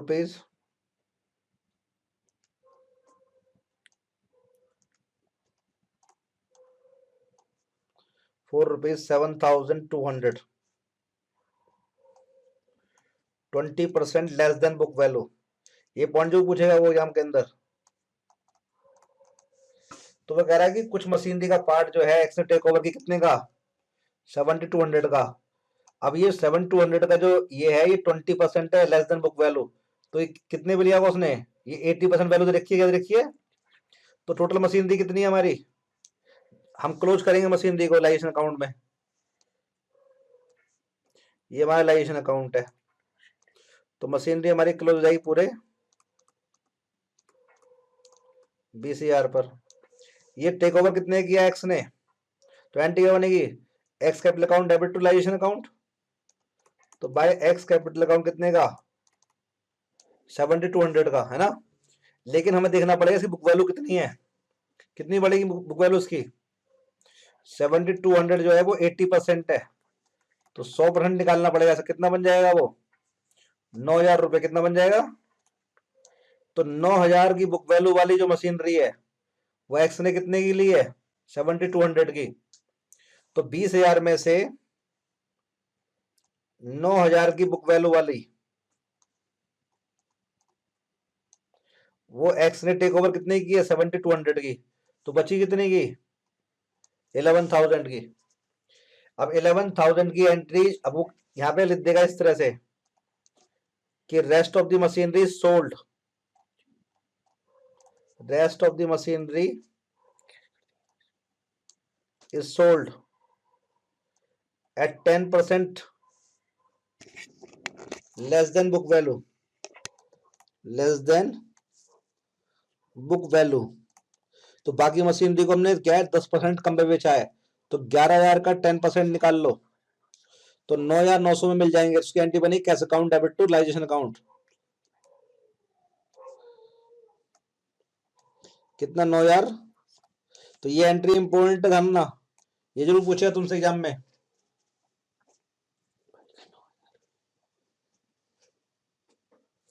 ₹1,000 इसके हो गए ना। जो पार्ट बेचा है 7,200 का, उसकी बुक वैल्यू कितनी आई है? 9,000 रुपए। क्योंकि एक्स ने टेक ओवर किया 7200 का, लेकिन जो 7200 लिखा हुआ है ये बुक वैल्यू का 20% कम है। समझ में आया? तो ये पॉइंट यहाँ में जरूर आएगा लिखा हुआ। मैंने सारे पॉइंट तुम्हें क्लियर कर दिए हैं। कंटीजेंट लायबिलिटी वाला पॉइंट जरूर आएगा, वो बिल ऑफ एक्सचेंज वाला। एक वो जरूर आएगा, क्रेडिटर्स और बिल्स पेबल को 1 महीने पहले पे कर दिया है, वो वाला पॉइंट एक बार रिवाइज करवा देता हूँ तुम्हें। यहाँ देखो जरा,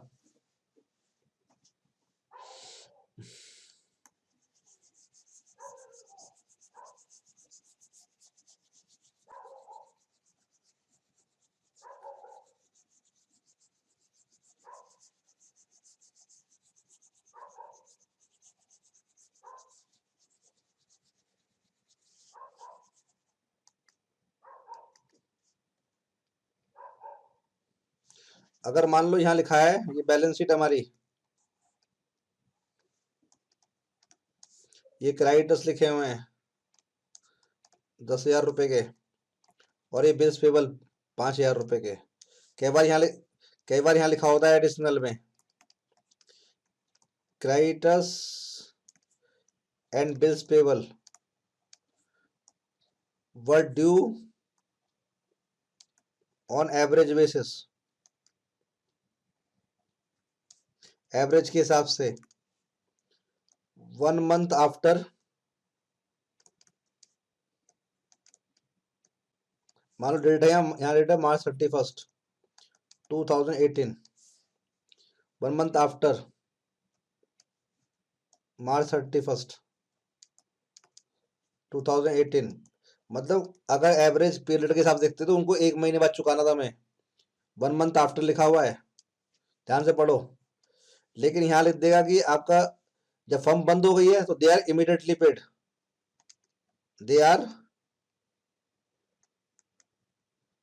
दे आर इमीडिएटली पेड। उनको हमने 1 महीने पहले पे कर दिया एट 10% डिस्काउंट। हमें कितना फायदा हुआ? 10% पर एनम लिखा हुआ है ये, पर एनम, तो 1 महीने का डिस्काउंट लेकर हमने पे कर दिया उनको इमीडिएटली। वैसे हमने उनको पे करना था 1 महीने बाद, तो 15 जब हम क्लोज करेंगे, क्लोज तो पूरा ही करेंगे, ये हमारा रियलाइजेशन अकाउंट। तो बाय क्रेडिटर्स क्लोज होंगे 10,000 रुपए से, बाय बिल्स पेबल कितना,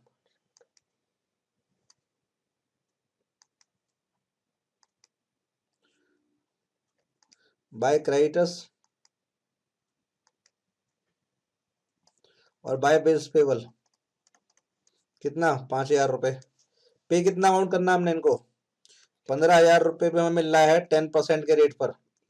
हम 12% मान लेते हैं यहाँ सिंपल कैलकुलेशन के लिए, 12%, तो 12% पाया में रेट था ना, तो 1 महीने पहले पे कर रहे हैं हम, तो 1 महीने का डिस्काउंट मिल जाएगा हमें, कितना हो गया, 150 रुपये कम पे करेंगे हम।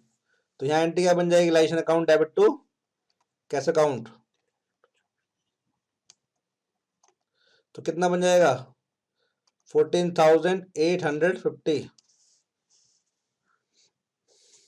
क्योंकि एवरेज के बेस पर वो 1 महीने बाद पे होने थे, लेकिन जब फर्म बंद हो गई तो हमने उनको पे कर दिया इमीडिएटली। तो कितना डिस्काउंट मिला हमें, 12% पर एनम के हिसाब से, 12% पर एनम लिखा हुआ है, ध्यान, अगर लिखा हुआ 12% तो ये वाला हिस्सा कट जाएगा, ये वाला से डाला देना ये वाला, लेकिन हम मान रहे हैं 12% लिखा हुआ पर एनम, तो हमने 1/12 कर लिया है। अब जल्दी बताओ मुझे, समझ में किसको क्या नहीं आया।